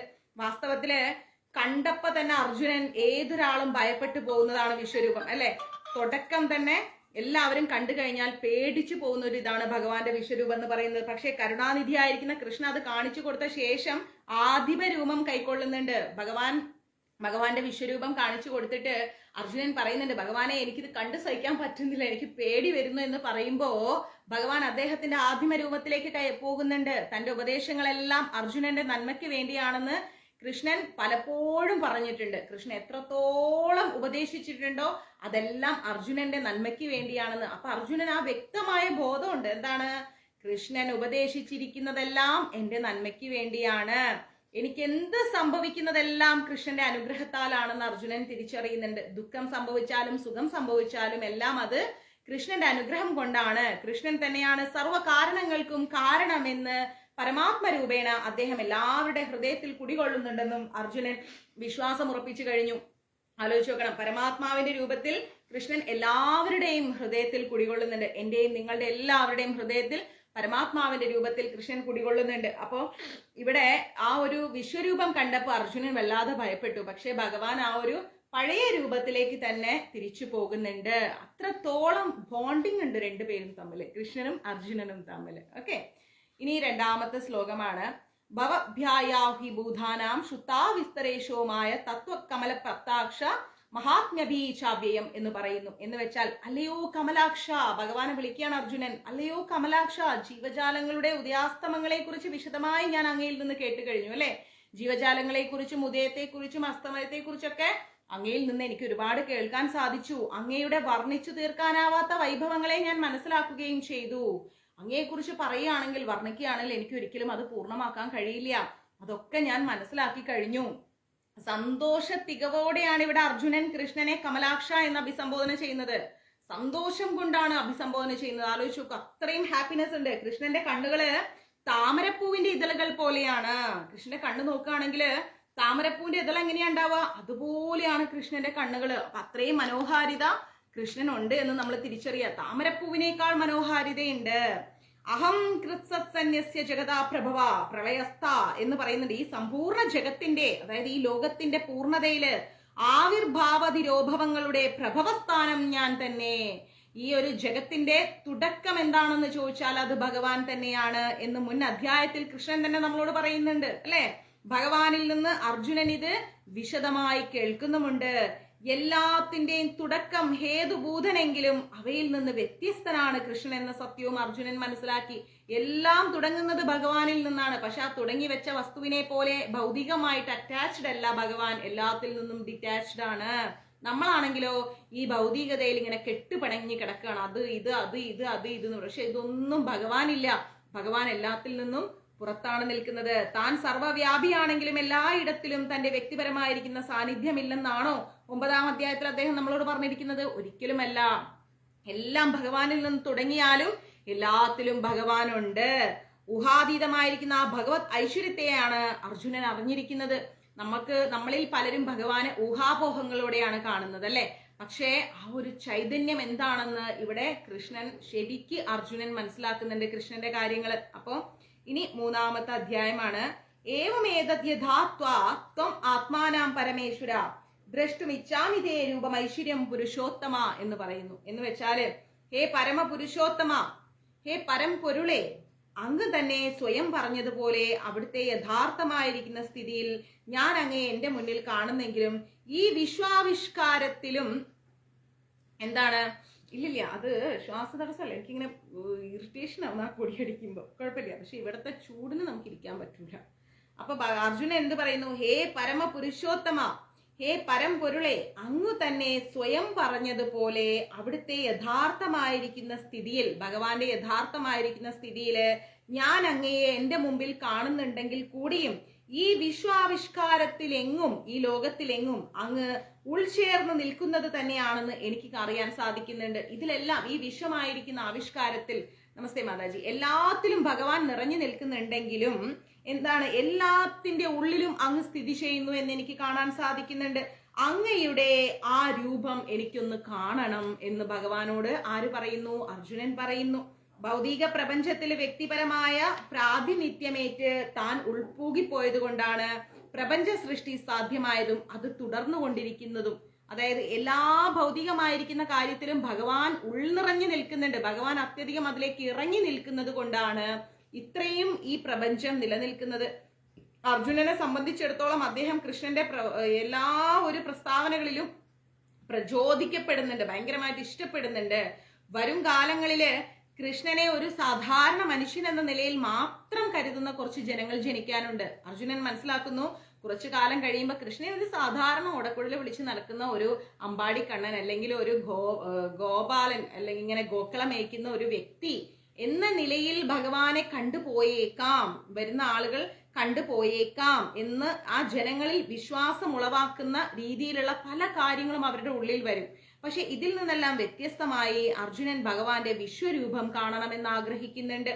പ്രപഞ്ചാസ്ഥിതനാണെങ്കിലും അതിൽ നിന്ന് വേർപെട്ട് നിന്ന് അദ്ദേഹം പ്രവർത്തിക്കുന്നത് എങ്ങനെയാണ്? ഈ പ്രപഞ്ചത്തിൽ എല്ലാത്തിലും ഭഗവാനുണ്ട്, പക്ഷേ അതിൽ നിന്നെല്ലാം പുറത്തു നിന്നിട്ട് ഭഗവാൻ എങ്ങനെയാണ് പ്രവർത്തിക്കുന്നത്? എന്താണ് ആ വിശ്വരൂപം? ഇതൊക്കെയാണ് ഇവിടെ അർജുനന് കാണേണ്ടത്. അപ്പൊ പുരുഷോത്തമ എന്ന ആ ഒരു അഭിസംബോധന കൂടി നമ്മൾ മനസ്സിലാക്കുക. ഭഗവാൻ കൃഷ്ണൻ പുരുഷോത്തമനായതുകൊണ്ട് അദ്ദേഹം അർജുനനിലും കുടികൊള്ളുന്നുണ്ട്. പുരുഷോത്തമനായതുകൊണ്ട് അദ്ദേഹം അർജുനനിലും കുടികൊള്ളുന്നുണ്ട്. അർജുനന്റെ ആഗ്രഹം എന്തെന്നറിയുന്നുണ്ട്. എന്താണ് അർജുനന്റെ ഉള്ളിൽ നടക്കുന്നത്?